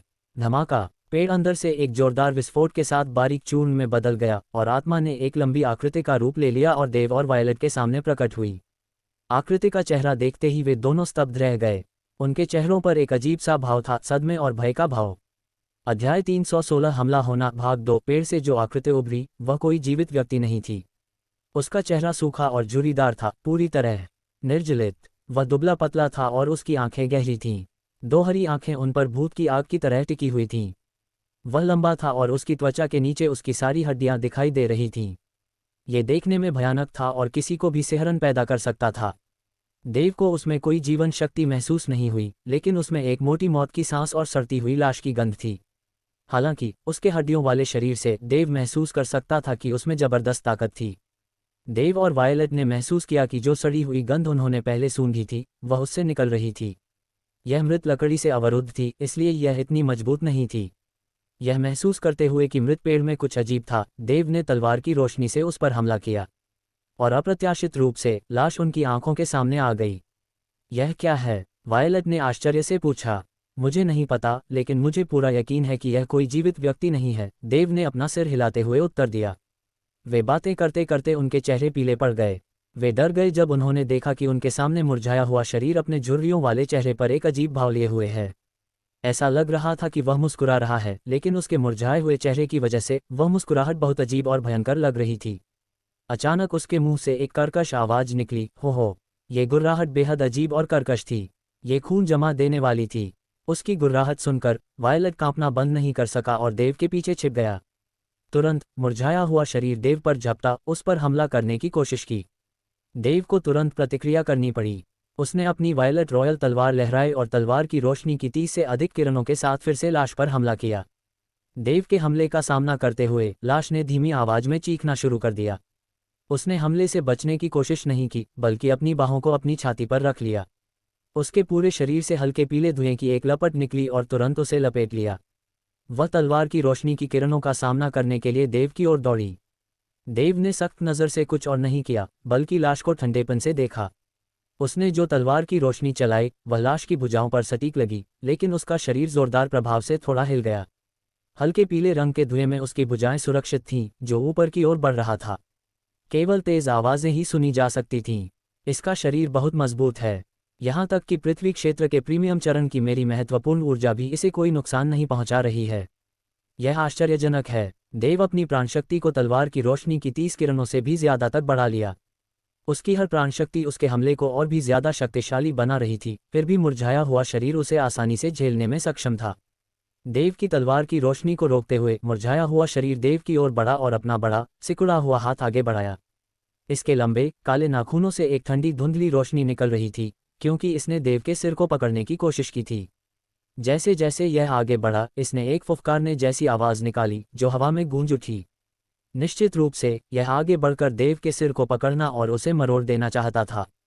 देव ने अपना हाथ उठाया, अपनी उंगलियों को मुट्ठी में जोड़कर और अपनी पूरी ताकत से बड़े हाथ का अभिवादन किया। देव की हरकत से बेपरवाह, मुरझाए हुए शरीर की उंगलियों ने मजबूती से कसकर देव की मुट्ठी पकड़ ली। इसने देव के हाथ को और भी कसकर जकड़ लिया ताकि उसे बारीक चूर्ण में बदल सके। यह अनुमान लगाते हुए कि मृत व्यक्ति क्या करने की कोशिश कर रहा था, देव ने अपना हाथ घुमाया और मृतक के हाथ की पकड़ का विरोध करने के लिए 8000 पाउंड की शक्ति जारी की गई। देव की मुट्ठी की जबरदस्त ताकत ने लाश की हरी आंखों को चौड़ा कर दिया और आंखों की पुतलियों को सदमे में हिला दिया। एक अजीब चीख के साथ देव को पकड़ने का कोई और प्रयास किए बिना वह पतंग की तरह उड़ गई। देव ने महसूस किया कि उसके शरीर में झटके की लहर दौड़ गई। वह कुछ कदम पीछे हट गया और उसने महसूस किया कि बर्फीले ठंडे हाथ ने उसकी मुट्ठी पकड़ ली थी। जब उसने नीचे देखा तो उसने अपनी त्वचा पर काली उंगलियों के निशान देखे। उंगलियों के निशान उसके हाथ के पीछे मजबूत काली भाप छोड़ रहे थे। गैस जीवित लग रही थी, उसके हाथ के पीछे घूम रही थी और उसके शरीर पर आक्रमण करने की कोशिश कर रही थी। सावधान, ये लाश का धुआं लगता है। ये बेहद कपटी है। एक बार जब आपके शरीर पर आक्रमण हो जाता है तो इसे निकालना मुश्किल होगा, वायलेट ने देव को जोर से याद दिलाया। उसके हाथ के पीछे असामान्यता को देखकर उसने कुछ देर सोचा, फिर उसे पता चला कि गैस क्या है। उसे देव को चेतावनी देनी थी इससे पहले कि चीजें और खराब हो जाएं। लाश का धुआं। देव ने अपनी आंखें घुमाईं और तुरंत उस स्वर्ण सूर्य शास्त्र के बारे में सोचा जिसका उसने अभ्यास किया था। इसलिए उसने अपनी महत्वपूर्ण ऊर्जा को अपने हाथ की ओर निर्देशित करना शुरू कर दिया। हल्की सुनहरी महत्वपूर्ण ऊर्जा उसके हाथ के पीछे की ओर बढ़ी, उस काली गैस के धागे में लिपटी हुई। रेंगती हुई काली गैस मानो किसी शक्तिशाली दुश्मन से भिड़ गई हो, देव के हाथ के पीछे से उड़ गई और धीमी, तीखी चीखें मारते हुए हवा में भाग गया। ये देखकर वॉयलेट को राहत महसूस हुई। देव अजीब लाश की गैस से डर नहीं रहा था, बल्कि वह इससे छुटकारा पा चुका था, इसलिए उसे चिंता करने की कोई बात नहीं थी। थोड़ी दूर पर मुरझाया हुआ शरीर कुछ चट्टानों पर चढ़ गया। उसकी खाली आंखें देव को घूर रही थीं। उसे समझ नहीं आ रहा था कि लाश का धुआं देव पर काम क्यों नहीं कर रहा है। उसे एहसास हो गया था कि वह देव जितना शक्तिशाली नहीं है। एक पल के लिए मुरझाया हुआ शरीर हिचकिचाया। उसे यकीन नहीं था कि उसे क्या करना चाहिए। अफसोस की बात है कि वह इंसान जितना चतुर नहीं था, इसलिए कुछ पल हिचकिचाने के बाद उसने फिर से एक चाल चलने का फैसला किया। उसने फिर से क्रूर रूप धारण किया, गुर्राया और देव की ओर दौड़ा। उसमें बहुत शारीरिक शक्ति थी और उसकी लाश की अजीब धुंध ने निश्चित रूप से कई लोगों को डरा दिया होगा। हालांकि ये चलने में अनाड़ी थी और उसमें कौशल की कमी थी। इससे लड़ना देव के लिए बच्चों का खेल था। देव अब इससे डरने वाला नहीं था, इसलिए वह बिजली की तरह तेजी से आगे बढ़ गया। जैसे ही आकृति निकट आई, देव ने मुट्ठी बनाई और मुक्का लंबे, काले आकृति के झुर्रियों वाले चेहरे पर पड़ा। अध्याय 317 भूत संप्रदाय का आधार। मम्मी पीछे हट गई और फिर अचानक दहाड़ते हुए फिर से देव की ओर बढ़ी। यह अनाड़ी थी और अपने पैरों पर स्थिर रूप से चलने में असमर्थ थी। इसने केवल अपने शरीर को आगे बढ़ाया। देव ने चकमा दिया, अपनी बाईं ओर कूद गया और बड़ी ताकत से उसके बाएं हाथ पर मुक्का मारा। मम्मी के खुले हिस्से से एक काली लाश का धुआं निकल रहा था जिसमें एक घिनौनी बदबू थी। जैसे जैसे लाश का ये धुआं निकलता गया, मम्मी और अधिक थकती हुई लग रही थी, मानो भाप ही उसकी ऊर्जा का स्रोत थी। एक और दहाड़ के साथ मम्मी भागने के लिए मुड़ी, यह महसूस करते हुए कि वह देव को नहीं हरा सकती। हर हरकत के साथ उसके भारी सूखे पैरों ने जमीन पर इतने गहरे पैरों के निशान छोड़े कि ऐसा लग रहा था मानो चाकुओं या कुल्हाड़ियों से उकेरे गए हों। बेशक देव इसे इतनी आसानी से जाने नहीं देने वाला था। उसने अपनी पवन नियंत्रण कला शुरू की और बिजली की गति से अपना हाथ बाहर निकालने से पहले उसके सामने छलांग लगा दी। धमाका! एक ही मुक्का से उसने सूखी लाश को पीछे की ओर उड़ा दिया। हड्डियों के टूटने की आवाज गूंज उठी। मम्मी की त्वचा फट गई और उसकी छाती में एक बड़ा गड्ढा बन गया। उसी समय घना काला धुआं हवा में छोड़ा गया। एक सेकंड में मम्मी घनी काली लाश के धुएं से घिर गई। वह अचानक जमीन पर गिर गई जैसे उसने अपनी सारी ऊर्जा खर्च कर दी हो। फिर बिना किसी चेतावनी के वह बार बार चिल्लाने लगी, ओह नहीं, यह अच्छा नहीं है। यह अपने दोस्तों से मदद मांग रही है। देव ने भयभीत होकर सोचा। देव और वायलट ने सार्थक नज़रों का आदान प्रदान किया। वे दोनों एक ही बात सोच रहे थे। उनके लिए, वायलट चलो, हमारे लिए यहाँ रहना बहुत जोखिम भरा है। ये जगह हमारे लिए बहुत खतरनाक है, देव ने वायलट से कहा। वायलट ने सिर हिलाया, लेकिन इससे पहले कि वे घाटी से बाहर निकल पाते, उन्होंने आसपास से चिल्लाने की आवाज़ें सुनी। देव और वायलट ने 3 अलग अलग दिशाओं से 3 मम्मियों को आते देखा। एक जमीन की दरार से आई, दूसरी एक मरे हुए पेड़ के तने से रेंगती हुई आई और आखिरी एक दीवार के पीछे से प्रकट हुई। ये तीनों मम्मियाँ धीमी आवाज़ में गुर्राईं और देव और वायलट को घेरने की कोशिश की। तीनों मम्मियों को देखकर देव और वायलट को डर नहीं लगा। इसके विपरीत उन्होंने राहत की सांस ली। यह अच्छी बात थी कि वे केवल 3 ही थे। देव और वायलट के लिए एक ही समय में 3 मम्मियों को हराना मुश्किल नहीं होगा। लेकिन जब तीनों मम्मी उनकी ओर दौड़ीं तो देव को एहसास हुआ कि 2 मम्मी उतनी ही मजबूत थीं जितनी कि उन्होंने नष्ट की थी। तीसरी मम्मी उनसे कहीं ज़्यादा मजबूत थी। वास्तव में यह उस मम्मी से लगभग 2 गुनी मजबूत थी जिसे उन्होंने नष्ट किया था।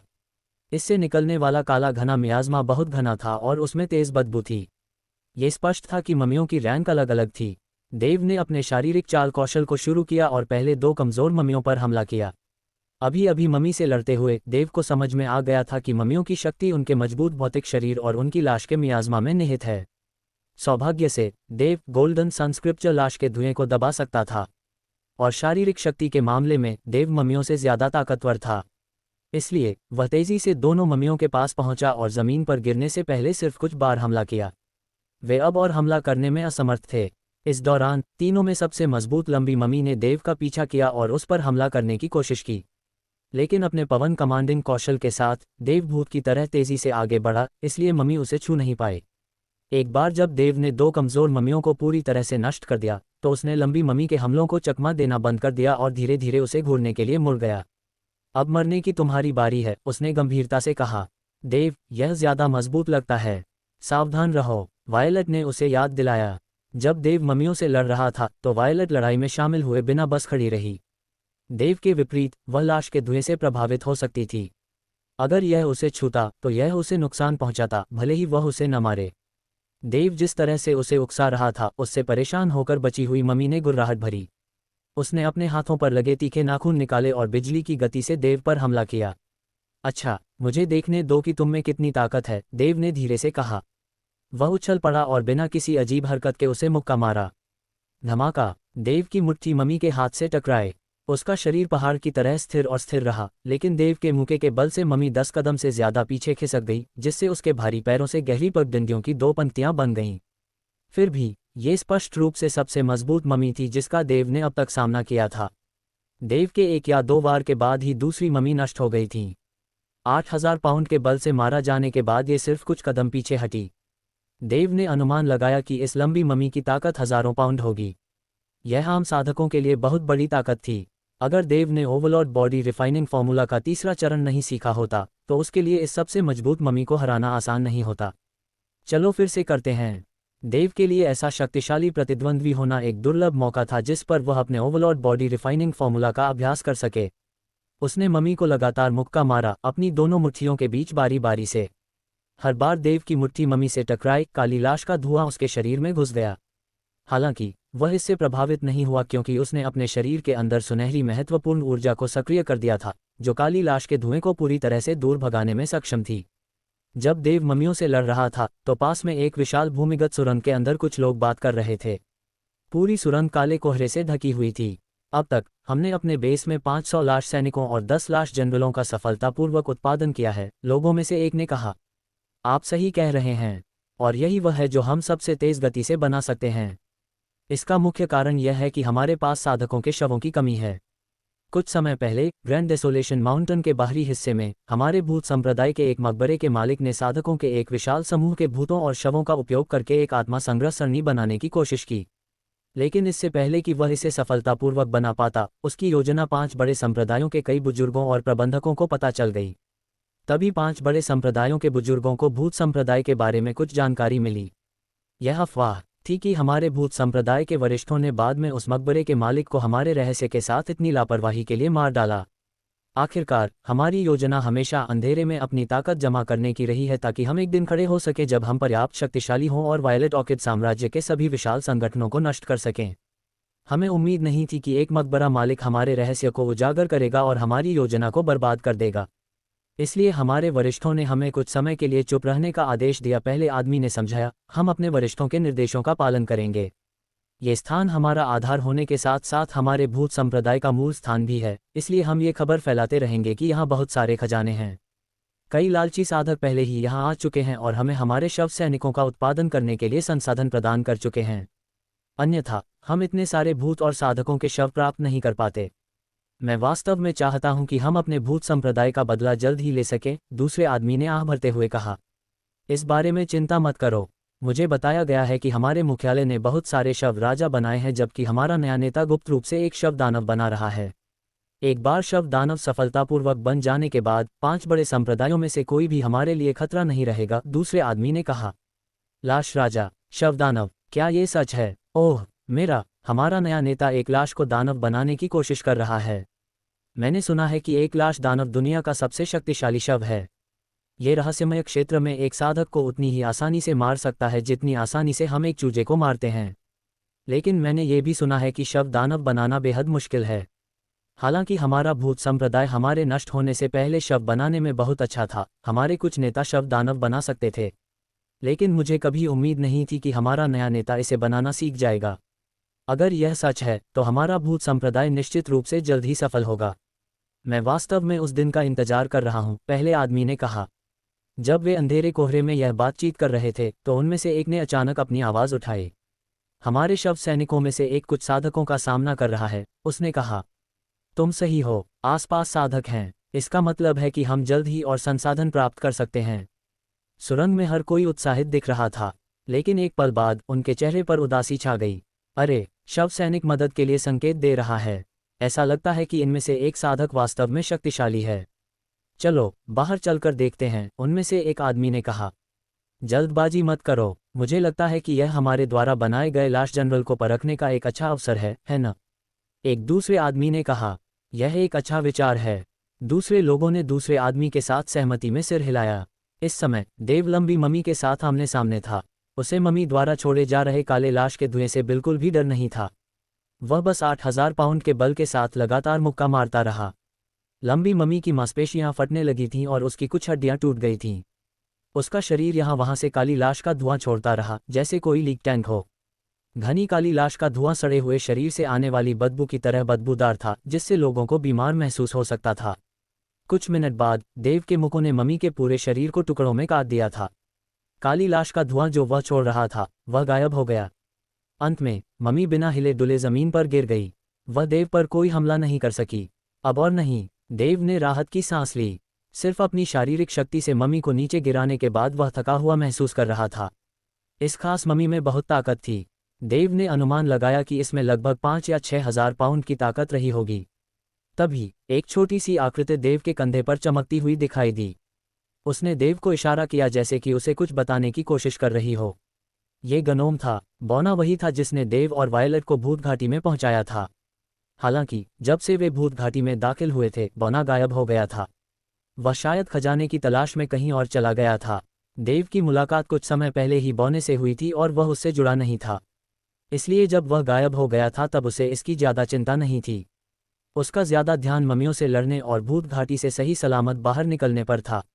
असल में वह बौने के बारे में बिल्कुल ही भूल गया था और उसे उम्मीद नहीं थी कि वह अब दिखाई देगा। अध्याय 318 लाशों के घोंसले में सेंध बौना देव के कंधे पर दिखा और उसने अपने हाथ से इशारा किया। देव ने उसे पूर्व की ओर एक जर्जर इमारत की ओर इशारा करते हुए देखा। इमारत की नींव को देखते हुए उसे एहसास हुआ कि अतीत में ये किसी तरह का शानदार महल रहा होगा। तुम्हारा मतलब है कि उस इमारत के अंदर खजाने हैं? देव ने अभी भी बौने को देखते हुए अनुमान लगाया। जब बौने ने ये सुना तो उसने जोर से सिर हिलाया। उसके पैरों ने देव के कंधे को दबाया और वह बिजली की तरह पूर्व की ओर भागा। आहा, यह आदमी अपने दोस्तों के प्रति वफादार लगता है। ऐसा लगता है कि उसका खजाने पर एकाधिकार करने का कोई इरादा नहीं है। मुझे लगता है कि वह हमें अपने पास लाना चाहता है, देव ने वायलट से कहा। वे बौने का पीछा करने के लिए आगे बढ़े। अचानक वह जगह जहां देव और वायलट कुछ क्षण पहले खड़े थे हिलने लगी जैसे कि कोई छोटा भूकंप आया हो। एक बड़े धमाके के साथ धरती जोर से 2 हिस्सों में फट गई। जमीन पर आधा मीटर का अंतर दिखाई दिया और एक आकृति जो अंधेरे कोहरे में लिपटी हुई थी बिजली की तरह बाहर निकली। थोड़ी देर बाद वह जमीन पर बैठ गई। अंधेरे कोहरे में लाल रंग की 2 आंखें दिखाई दीं। उन आंखों में कोई मानवता नहीं थी और वे केवल क्रूर और खूनी उत्सुकता से भरी थीं। लाल रंग की आंखों ने आसपास की जगहों को स्कैन किया लेकिन कोई लक्ष्य नहीं मिला। वहां केवल 4 मरणासन सूखी लाशें थीं जिन पर हमला किया गया था और उन्हें निष्क्रिय कर दिया गया था। आर्गा, एक गहरी और भयंकर दहाड़ के साथ आकृति ने स्टील जैसे पंजे की एक जोड़ी को बाहर निकाला। इसने अपने पंजों से 4 मरणासन सूखी लाशों को पकड़ लिया और एक एक करके उन्हें टुकड़ों में फाड़ दिया जैसे वे कागज हों। फिर इसने अपने नुकीले दांतों से भरा बड़ा मुंह खोला और हवा में तैर रहे लाश के धुएं को चूसा और उन सभी को अंदर ले लिया। उसने अपने आसपास के काले कोहरे को भी सोख लिया। नीली नसों वाली एक बड़ी, सूखी और शक्तिशाली लाश अचानक प्रकट हुई। लाश की त्वचा पर काले कोहरे की एक परत थी। ऐसा लग रहा था जैसे उसमें काली स्याही डाली गई हो जो ठंड और उदासी की गंध छोड़ रही हो। उसकी आंखें किसी जानवर की तरह लाल थीं और वह खून की प्यास से भरी हुई थी। जब लाश ने अपना शरीर उजागर किया तो उसने अपनी सूखी नाक से कई बार हवा को सूंघा। फिर कई गहरी दहाड़ के बाद वह देव और वायलेट की दिशा में नीचे की ओर बढ़ा। देव और वायलेट ने बौने के रास्ते का अनुसरण किया और महल के अवशेषों की ओर भागे। थोड़ी देर बाद वे आखिरकार महल के खंडहर में पहुंच गए। महल इतना बड़ा था कि इसने कई किलोमीटर तक जमीन के बड़े क्षेत्र को कवर किया था। बौना देव और वायलेट को महल के खंडहर में ले गया और एक पुराने पत्थर के दरवाजे के पास खड़ा हो गया। पत्थर का दरवाजा पहले से ही काई से ढका हुआ था और यह हरे धब्बों से भरा हुआ था। पहली नज़र में ऐसा लगा जैसे इसे लंबे समय से छोड़ दिया गया था। हालांकि देव ने देखा कि पत्थर के दरवाजे का हैंडल काफ़ी चमकदार था और उस पर कोई दाग नहीं था। ऐसा नहीं लगा कि यह एक छोड़ा हुआ दरवाज़ा था। दरवाजे का इस्तेमाल शायद हाल ही में किया गया था। इस दरवाजे के पीछे कुछ महत्वपूर्ण होना चाहिए। देव ने खुद को बौने की प्रशंसा करने से नहीं रोका। उसने अनुमान लगाया कि दरवाजे के पीछे कुछ खजाने छिपे होने चाहिए क्योंकि अगर यह कोई महत्वपूर्ण जगह नहीं होती तो बौना निश्चित रूप से खजाने से अपने विशेष संबंध का उपयोग करके इस जगह को नहीं चुनता।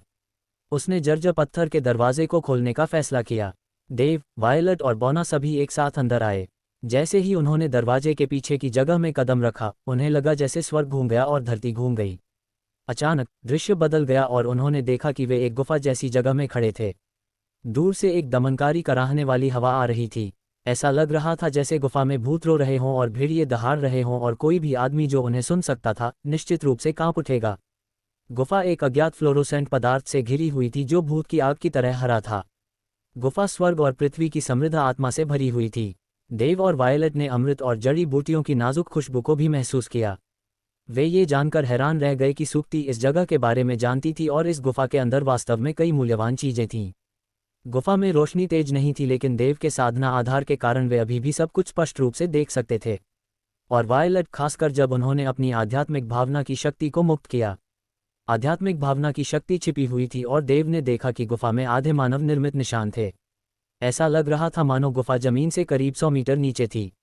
उनके अनुमान के अनुसार जमीन को मनुष्यों द्वारा संसाधित और खोदा गया था ताकि वह अधिक विशाल हो जाए। आगे की खोज करने पर उन्होंने ये भी देखा कि दीवारों में सभी प्रकार के मार्ग थे और प्रत्येक मार्ग एक अज्ञात गंतव्य की ओर ले जा रहा था। देव ने अपनी आध्यात्मिक भावना की शक्ति को मुक्त किया और सामग्री सर्वाधिकार कॉपीराइट 2024 नोवेल ड्रामा ऑग है 1000 मीटर के भीतर एक क्षेत्र को कवर किया। उसने अचानक महसूस किया कि कुछ बुरी चीज उनके पास आ रही है। उसके सदमे के कारण उसकी अभिव्यक्ति तुरंत बदल गई। ऐसा लगता है कि कुछ आ रहा है। वायलेट ने देव को एक संदेश भेजा। उसके चेहरे पर एक निश्चित तनाव था। बौने ने भी महसूस किया कि खतरा करीब लग रहा था। उसने अपना शरीर हिलाया और देव के कंधे पर चुपचाप बैठ गया। ऐसा लग रहा था कि वह जानता था कि देव की साधना का आधार असाधारण था, इसलिए उसने उससे छिपकर देखा। देव बौने की प्रतिक्रिया पर हंसे बिना नहीं रह सका। कोई भी हिले नहीं। देव ने जल्दी से अपनी उंगली होठों पर रखी और वायलेट से फुसफुसाया, मुझे लगता है कि यह फिर से लाश है। हालांकि मुझे लगता है कि इस बार बहुत अधिक लाशें होंगी। वायलेट ने उसकी ओर सिर हिलाया। उसका चेहरा अचानक पीला पड़ गया। देव ने कहा, हालांकि ऐसा लगता है कि यहाँ लाशें सो रही हैं और वे अभी भी गहरी नींद में हैं। हमें बस सावधान रहने और उन्हें परेशान न करने की ज़रूरत है। इतनी सारी लाशें क्यों हैं? वायलेट ने उससे उत्सुकता से पूछा। कौन जानता है? देव ने अपना सिर हिलाते हुए उत्तर दिया। क्या ये लाशों का घोंसला है? वायलेट ने अनुमान लगाया। हाँ, ये होना चाहिए। ऐसा लगता है कि भूत घाटी अंधेरे और बुरी चीज़ों का जमावड़ा स्थल है। वहाँ न केवल कई भूत हैं बल्कि कई लाशें भी हैं। ये हास्यास्पद है कि हम अंदर घुसने और खजाने की तलाश करने के लिए कितने साहसी हैं। देव ने कहा। वह जानता था कि स्थिति उनके लिए अच्छी नहीं थी। ठीक है, भूत घाटी जैसी ठंडी जगहें भूतों और सूखी लाशों के लिए उपयुक्त हैं। यह उन्हें जीवित रहने में मदद करती है। मार्गों के अंधेरे स्थानों में लाशों की धुंध बहुत तेज थी और हवा जम रही थी। यहाँ लाशों के सैनिक गहरी नींद में सो रहे हैं। वे ठंडी सफ़ेद गैसों को सोख रहे हैं। जब मैं पहले लाशों से लड़ रहा था, मुझे पता चला कि लाशों के म्यास्मा उनके ऊर्जा स्रोत की तरह हैं। लाशों के धुएं के सेवन से और भी मजबूत हो जाना। लगता है कि हम लाशों के घोंसले में घुस गए होंगे। वायलट का दिल जोरों से धड़क रहा था। उसने खुद को शांत करने की बहुत कोशिश की। यहाँ बहुत सारी लाशें हैं। हमारे लिए स्थिति अच्छी नहीं है। हमारे लिए उन सभी को हराना मुश्किल होगा। मास्टर, मुझे लगता है कि अगर हम अभी पीछे हट जाएं तो बेहतर होगा। नहीं, हम पहले से ही यहाँ हैं। मैं कभी पीछे नहीं हटूंगा। बॉने ने भी हमें यहाँ लाने के लिए बहुत मेहनत की है। इस गुफा के अंदर बहुत सारी अच्छी चीज़ें हैं। मैं उन्हें ऐसे ही नहीं छोड़ सकता। ऐसा कहा जाता है कि धन हमेशा जोखिम के साथ होता है। डरने से आप कोई उपलब्धि हासिल नहीं कर सकते। देव ने उसे एक आत्मविश्वास भरी मुस्कान दी और बॉने ने भी अपना सिर गंभीरता से हिलाया। वायलट ने अपने दांत पीसते हुए फैसला किया, ठीक है, तो हमें चारों ओर खोजना शुरू कर देना चाहिए।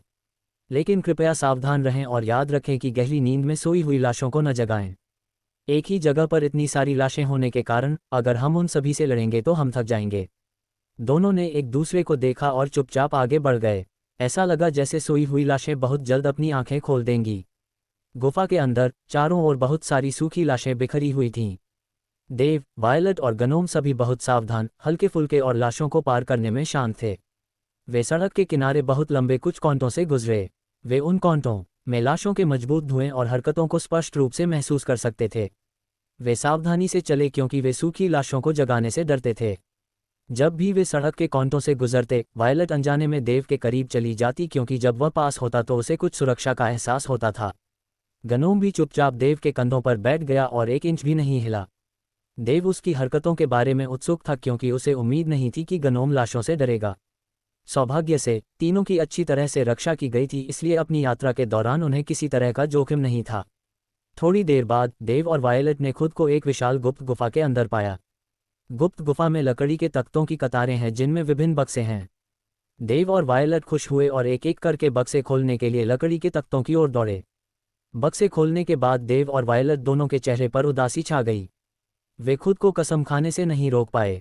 बक्सों से अमृत की हल्की सुगंध आ रही थी, इसलिए देव और वायलट ने सोचा कि वहां कोई होना चाहिए। इसके अंदर बड़ी मात्रा में मूल्यवान अमृत और जड़ी बूटियां थीं। हालांकि जब उन्होंने बक्से खोले तो देव और वायलट ने पाया कि बक्से अंदर से खाली थे। इसकी सारी सामग्री कहीं नहीं मिली। देव और वायलट नाराज थे। उन्होंने कभी नहीं सोचा था कि उनके प्रयासों से कुछ नहीं होगा। ये जगह निश्चित रूप से भूत संप्रदाय द्वारा बनाए गए अमृत और जड़ी बूटियों का भंडार थी।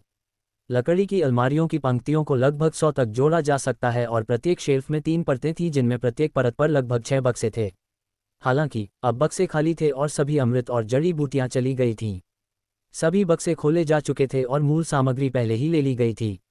इस जगह को ढूंढना बहुत मुश्किल था। पहले तो उन्होंने बक्सों को देखा और सोचा कि उनके प्रयासों से आखिरकार अच्छे परिणाम मिलेंगे, लेकिन फिर स्थिति खराब हो गई और देव और वायलट का मूड खराब हो गया। थोड़ी देर खोजने के बाद भी कोई अच्छी खबर नहीं मिली। देव और वायलट ने हार मान ली। सौभाग्य से गुप्त गुफा के अलावा अभी भी एक और कमरा खोजा जाना बाकी था। दोनों ने बिना किसी हिचकिचाहट के आगे बढ़ना शुरू कर दिया। उन्होंने तुरंत अपनी यात्रा जारी रखी। अचानक खंडहरों के नीचे एक गुफा से एक तेज आवाज आई। लानत है! हमारे शव सेनापति द्वारा भेजे गए संदेश के अनुसार वह आदमी और औरत किसी तरह हमारे शव भंडारण गोदाम में घुस गए। क्या? बिल्कुल नहीं। हमारा शव भंडारण गोदाम पूरी तरह से छिपा हुआ था। बाहरी लोगों द्वारा इसे खोजे जाने का कोई मौका नहीं था। शायद वे गलती से अंदर घुस गए। जो भी हो, इससे कोई फर्क नहीं पड़ता। यहाँ सबसे महत्वपूर्ण मुद्दा यह है कि शव भंडारण गोदाम अतीत में हमारे भूत संप्रदाय का खजाना था। हमारे भूत संप्रदाय की कुछ संपत्ति अभी भी वहाँ संग्रहित है। भले ही हमने शवों के शोधन के दौरान बक्सों में पहले से ही अमृत और जड़ी बूटियां खाली हों, फिर भी वहाँ कुछ खनिज संसाधन हैं। सबसे महत्वपूर्ण बात यह है कि हमारे भूत संप्रदाय की गुप्त पुस्तकें वहाँ छिपी हुई थीं। अध्याय 319 पवित्र हथियार। गनोम के नेतृत्व में देव और वायलट गुफा में गहराई से खोज करते रहे। चलते चलते देव ने मोटे तौर पर अनुमान लगाया कि रास्ते में उन्हें 100 से ज़्यादा ममियाँ मिली होंगी। ऐसा लग रहा था कि गुफा ममियों के लिए एक पनाहगाह थी, लेकिन फिर भी वह उत्सुक था और जानना चाहता था कि यहाँ इतनी सारी ममियाँ क्यों हैं। उसने ममियों को ध्यान से देखा। उनके पहने हुए गंदे कपड़ों से देव ने अनुमान लगाया कि वे योद्धा थे। लेकिन सवाल ये था कि क्या वे वहीं मरे थे या उनकी मृत्यु के बाद उनके शव वहां ले जाए गए थे। उनके मन में कई तरह के संदेह थे।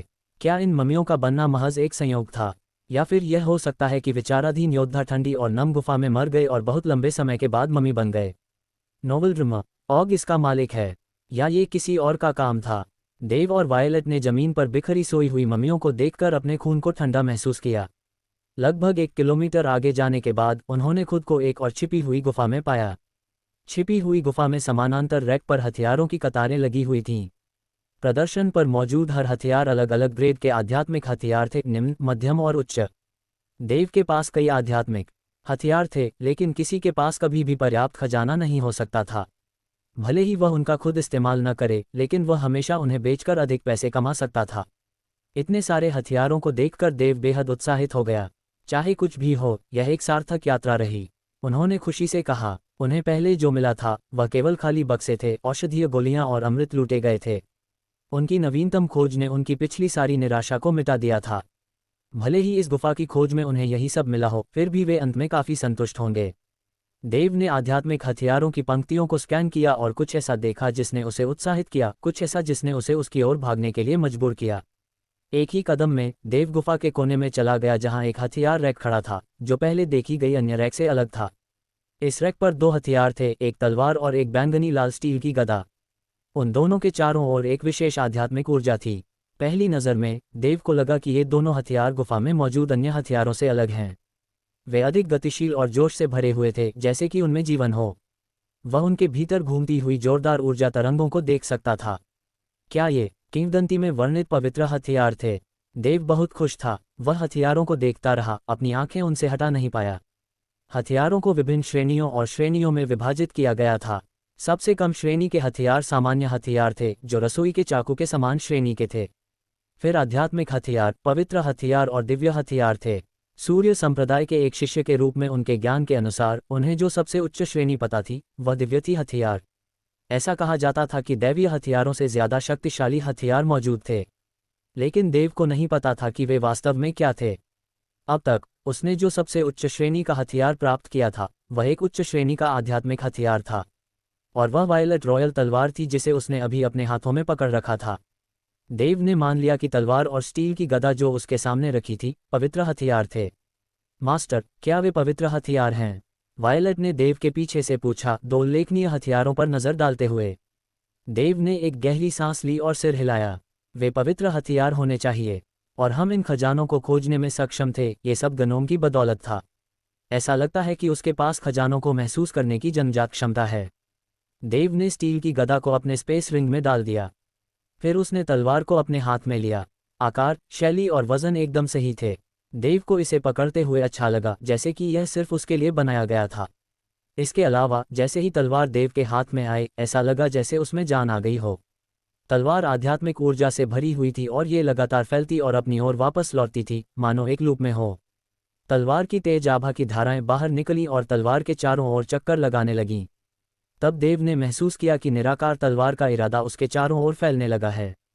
वह चकित था। उसने इसे बिना किसी महत्वपूर्ण ऊर्जा के या किसी तलवारबाजी का उपयोग किए या अपनी तलवार के इरादे को सक्रिय किए बिना बस अपने हाथ में पकड़ रखा था।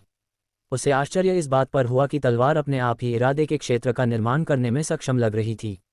पवित्र हथियार वास्तव में अद्भुत था। जैसे ही उसने ये सोचा, देव ने तलवार उठाई और अपने बगल की दीवार पर एक झटका मारा। चमकदार रोशनी की एक चमक में दीवार खुल गई, जिसने देव को चकित कर दिया। दीवार पर छोड़ी गई दरार लगभग 1 मीटर गहरी और आधा मीटर चौड़ी थी। उसने सोचा कि वह इस पवित्र हथियार का इस्तेमाल अपनी मौजूदा बैंगनी शाही तलवार की जगह करेगा। देव द्वारा तलवार को अपने स्पेस रिंग में ले जाने के बाद वे गुफा में अन्य आध्यात्मिक हथियारों की जांच करने गए। वहां आध्यात्मिक हथियारों की एक बड़ी विविधता और संख्या थी, और हालांकि देव पहले से ही बहुत अमीर था, वह उन सभी को पाने के प्रलोभन का विरोध नहीं कर सका।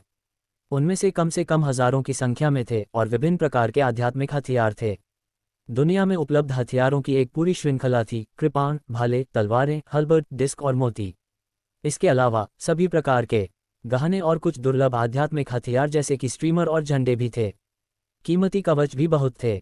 छिपी हुई गुफा में बड़ी संख्या में गुप्त हथियार देखकर देव और वायलेट हैरान रह गए। उन्होंने नजरें मिलाईं और फिर हथियार इकट्ठा करने के लिए अलग हो गए। उन्होंने जल्द ही गुफा से सभी सामान हटा दिए, जिससे ये खाली और खाली हो गई। देव और वायलेट ने कवच से संबंधित आध्यात्मिक हथियारों से कुछ उच्च श्रेणी के कपड़े, कलाईबंद और गोला आकार के ब्रेस्ट प्रोटेक्टर चुने और उन्हें पहन लिया। ये कीमती कवच किसी प्रतिद्वंद्वी के हमलों से बचाव कर सकते थे और उन्हें चोट लगने से बचा सकते थे। अगर उन्हें चोट लगती तो यह उनकी जान बचा सकता था। हम इस गुफा के अंत तक नहीं पहुंचे हैं, आगे और भी छिपी हुई गुफाएं हो सकती हैं, देव ने कहा। सभी आध्यात्मिक हथियारों को इकट्ठा करने के बाद देव ने गुफा में गहराई तक जाने वाले रास्ते की ओर देखा। उसकी आंखों में बड़ी प्रत्याशा और खुशी चमक रही थी। देव, वॉयलेट और बोना उस रास्ते पर चल पड़े जो उन्हें खोज में और अधिक खजाने खोजने की उम्मीद के साथ गुफा की गहराई में ले गया। उसी समय गुफा के प्रवेश द्वार पर विशाल चट्टान के पीछे, जहां से देव और वॉयलेट प्रवेश किए थे, एक लंबी, मजबूत, सूखी, डरावनी दिखने वाली मम्मी दिखाई दी। लाश के धुएं के रंग एक काली छाया की तरह मंडरा रहे थे क्योंकि वे उसका पीछा कर रहे थे। मम्मी ने हवा को सूंघा और फिर उसकी लाल खून से भरी आंखें चट्टान पर मजबूती से टिक गईं। अगले ही पल मम्मी ने जमीन को धक्का दिया और एक बड़े ग्रेनेड की तीव्रता के साथ चट्टान से टकरा गई। मम्मी किसी तरह से अंदर घुसने में कामयाब हो गई। एक बार जब वह गुफा में घुसी तो मम्मी ने एक चीख निकाली जो गुफा के खोखलेपन में गूंज उठी। उसने बिना समय बर्बाद किए और कुछ ही पलों में वह उनकी दिशा में चल पड़ा, एक उड़ते बवंडर की गति से उनका शिकार करने लगा। अब जब मम्मी ने देव और वायलेट की गंध को पहचान लिया था तो उसके लिए अपने लक्ष्यों का पीछा करना आसान हो गया था। अध्याय 320 भूत भक्षण ध्वज। लंबी लाश देव और वायलेट द्वारा बनाए गए निशानों का अनुसरण करती हुई पीछे की गुफा में प्रवेश कर गई। उन्हें, जो लोग दूसरी गुफा में थे, उन्हें तुरंत एहसास हुआ कि लाश कहाँ गई। हमारे द्वारा भेजा गया लाश जनरल ने 2 घुसपैठियों का ठिकाना ढूंढ लिया है। वे हमारे लाश भंडारण गोदाम में घुस आए हैं। हमारे सभी स्टैंड बाय संसाधन उस गोदाम की गहराई में संग्रहित हैं। वे संसाधन हमारे संप्रदाय को फिर से बनाने और अपना बदला लेने के लिए हमारी बैकअप योजना है। अगर घुसपैठिए उन्हें ढूंढ लेते हैं तो हम बहुत बड़ी मुसीबत में पड़ जाएंगे, उनमें से एक ने चिंतित स्वर में टिप्पणी की। आप सही कह रहे हैं, हमें इन 2 घुसपैठियों को जल्द से जल्द मारना होगा। भले ही वे संसाधन न लें, हम उन्हें यहाँ से जाने नहीं दे सकते। अगर वे जाकर अपने दोस्तों को हमारे बारे में बताएंगे तो हमारा आधार उजागर हो जाएगा और हमारे संसाधनों को चुराने के लिए यहाँ लोगों की भीड़ लग जाएगी। उस मामले में हमारे नेता हमें किसी भी तरह से नहीं छोड़ेंगे। देखो कब्र के मालिक के साथ क्या हुआ। अगर हम उन्हें नहीं रोकेंगे तो हमारे साथ भी यही होने वाला है। ठीक है, मुझे नहीं लगता कि हमें ज़्यादा चिंता करने की ज़रूरत है। लाशों के जनरल ने उन्हें पहले ही ढूंढ लिया है और लाशों के भंडारण गोदाम में सोई हुई लाशों को जगा देगा। उन्हें उनसे निपटना होगा। वहाँ सैकड़ों लाशें हैं। मुझे नहीं लगता कि घुसपैठिए उनके हमले से बच पाएंगे। ये सुनकर बाकी लोगों को काफ़ी राहत मिली।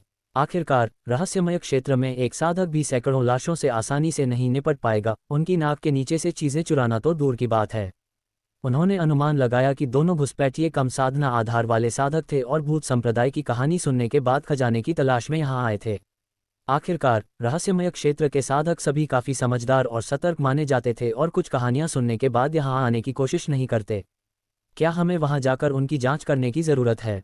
उनमें से एक ने पूछा। इसकी कोई ज़रूरत नहीं है। अभी हमें जल्दी से जल्दी भूत भक्षण ध्वज को परिष्कृत करना चाहिए। एक बार ऐसा हो जाने के बाद इसकी शक्ति अजेय हो जाएगी और हम अजेय हो जाएंगे। अगले चरण में हम पृथ्वी क्षेत्र के प्रीमियम चरण में एक साधक को आसानी से मार सकेंगे। अगर ये तथ्य न होता कि हमने लाश के जनरलों को परिष्कृत करने में बहुत अधिक समय लगाया होता तो भूत भक्षण ध्वज पहले ही परिष्कृत हो चुका होता। लेकिन इससे कोई फर्क नहीं पड़ता। एक बार भूत भक्षण ध्वज परिष्कृत हो जाने के बाद हमारा आधार बेहद शक्तिशाली हो जाएगा और फिर कोई भी हमारी सहमति के बिना इस घाटी को जीवित नहीं छोड़ पाएगा। बाकी लोगों ने सिर हिलाया और अविभाजित ध्यान के साथ भूत भक्षण ध्वज को परिष्कृत करना शुरू कर दिया। इस गतिविधि में 4 लोग लगे हुए थे और वे सभी मध्यम आयु वर्ग के पुरुष थे। वे गुफा के चारों कोनों पर जमीन पर बैठे थे, पूर्व, दक्षिण, पश्चिम और उत्तर। उस सभा के बीच में जमीन पर 7 रंगों वाला एक आयताकार झंडा रखा गया था। ये भूत भक्षण ध्वज था। उनके सामने बड़े पेट और पतली गर्दन वाली कई जैद बोतलें भी रखी हुई थीं। बोतलें हिलती हुई लग रही थीं जैसे कि उनमें जीवित चीजें हों। दोस्तों, ध्यान लगाओ, मंत्र बोलो, पूर्वी कोने में बैठा आदमी चिल्लाया। बाकी सभी उसकी आवाज़ से उत्साहित लग रहे थे और एक साथ किसी तरह का अजीब मंत्र बोलना शुरू कर दिया। एक बार जब उन्होंने शुरू किया तो भूत भक्षण ध्वज अचानक हिलने लगा। यह जमीन से उठकर हवा में तैरने लगा, जैसे कि 4 लोगों ने इसके कोनों को पकड़कर ऊपर उठा लिया हो। थोड़ी देर बाद चारों लोगों ने मंत्र बोलना बंद कर दिया। उन्होंने आगे बढ़कर एक एक करके अपने सामने रखी जैद बोतलों के ढक्कन खोले। भूत पूर्वज, कृपया इन भूतों को शुद्ध करें। कंपनी ने एक साथ चिल्लाया, लगभग एक मंत्र के रूप में। अचानक झंडा, जो अभी भी हवा में तैर रहा था, हिंसक रूप से हिलने लगा, जिससे बुरी शक्ति की कई धारियां निकल गईं। उसी समय जेड बोतलों से प्रकाश की किरणें निकलकर गुफा के चारों ओर भाग गईं, बाहर निकलने का रास्ता खोजने की कोशिश कर रही थीं। अगर देव यहाँ होते तो वे पहचान लेते कि प्रकाश की किरणें भूत थीं। वे साधक हुआ करते थे और भूत संप्रदाय के सदस्यों ने उन्हें मार डाला था और उनके भूतों को फंसा दिया था। ये भूत गुफा से भागना चाहते थे। हालांकि भूत भक्षण करने वाला झंडा, जो अभी भी हवा में तैर रहा था, उनके इरादों को भांप गया और उसने चमकदार 7 रंगों वाली रोशनी की कई किरणें भेजीं। इन किरणों ने खुद को रंगीन जाल में बुना, जिसने भूतों को फंसाया और उन्हें झंडे में ही खींच लिया। सामग्री सर्वाधिकार कॉपीराइट नोवेल ड्रामा ऑग। तुरंत गुफा भूतों की पीड़ा भरी चीख, विनती, रोने और कराहने से भर गई। भूतों को भूत भक्षण ध्वज में ले जाने के बाद भी वे संघर्ष करते रहे। भूत भक्षण ध्वज कई भूतों के चेहरों से ढका हुआ लग रहा था, कुछ गुस्से में दिख रहे थे और कुछ डरे हुए। जाहिर है वे अपनी सहमति से इस ध्वज के अंदर नहीं फंसे थे और वे वहां से निकलना चाहते थे। हालांकि चारों लोग शांत और संयमित रहे और भूतों के प्रति जरा भी सहानुभूति नहीं रखते थे। वे भूतों को छोड़ने के लिए जेड बोतलों के ढक्कन हटाते रहे और भूत भक्षण ध्वज उन्हें फंसाता रहा। खुद को बेहतर बनाने के लिए उसे बहुत सारे भूतों को खाने की जरूरत थी। गुफा एक जीवित नरक की तरह थी। इस बीच देव और वायलट उस समय तक गुफा की गहराई तक पहुंच चुके थे और उन्हें एक छोटी सी गुफा मिली। वे अपनी आंखों के सामने जो दृश्य देख रहे थे उसे देखकर जोर से हंसे बिना नहीं रह सके। वहां बहुत सारे महत्वपूर्ण ऊर्जा क्रिस्टल और कई तरह के कीमती अस्त्र थे जो उनके लिए थे। यहाँ मौजूद महत्वपूर्ण ऊर्जा क्रिस्टल में से लगभग 1/3 बेहतर महत्वपूर्ण ऊर्जा क्रिस्टल थे। वे सभी जमीन पर ढेर हो गए थे, जिससे कई पहाड़ियां बन गई थीं। एक नज़र में देखने पर इनमें से प्रत्येक पहाड़ी 100 फीट से ज्यादा ऊंची थी। देव ने चारों ओर देखा और अनुमान लगाया कि एक क्रिस्टल पहाड़ी में कम से कम 4 मिलियन महत्वपूर्ण ऊर्जा क्रिस्टल थे। देव और वायलट इन महत्वपूर्ण ऊर्जा क्रिस्टल के सामने खड़े हो गए और उन्हें छूने के लिए अपने हाथ आगे बढ़ाए, कान से कान तक मुस्कुरा रहे थे। बौना भी बहुत उत्साहित था। वह देव के कंधे से कूद गया और एक बच्चे की तरह उछलने लगा। देव ने अनुमान लगाया कि गुफा में 10 मिलियन से ज्यादा महत्वपूर्ण ऊर्जा क्रिस्टल और कम से कम 5 या 6 मिलियन बेहतर महत्वपूर्ण ऊर्जा क्रिस्टल थे। जीज, सच कहूं तो देव उस समय वास्तव में बहुत अमीर था, लेकिन वह अभी जो देख रहा था वह एक ऐसा भाग्य था जिसकी उसने कभी कल्पना भी नहीं की थी। उसका दिल तेजी से धड़कने लगा। वह और वायलट एक दूसरे को अपनी आंखों में आश्चर्य और प्रसन्नता के साथ देखने लगे। इस समय बौना देव के सामने खड़ा था और अपना सिर ऊंचा किए हुए था। वह एक मोर की तरह गर्वित लग रहा था। जाहिर है वह देव को याद दिलाने की कोशिश कर रहा था कि इस जगह को खोजने का पूरा श्रेय उसे जाता है। उसने देव की स्पेस रिंग की ओर इशारा करते हुए उसे आंख मारी। देव को तुरंत उसकी बात समझ में आ गई और उसने पिछले गोल गुफा से प्राप्त किए गए दिव्य महत्वपूर्ण ऊर्जा क्रिस्टल में से 2 निकाले। दिव्य महत्वपूर्ण ऊर्जा क्रिस्टल में बेहतर महत्वपूर्ण ऊर्जा क्रिस्टल की तुलना में अधिक ऊर्जा थी। उसने क्रिस्टल बौने को दे दिए और उसके सिर पर हाथ फेरा। बौने ने दिव्य महत्वपूर्ण ऊर्जा क्रिस्टल लिए और खुशी में बिना किसी हिचकिचाहट के उन्हें निगल लिया।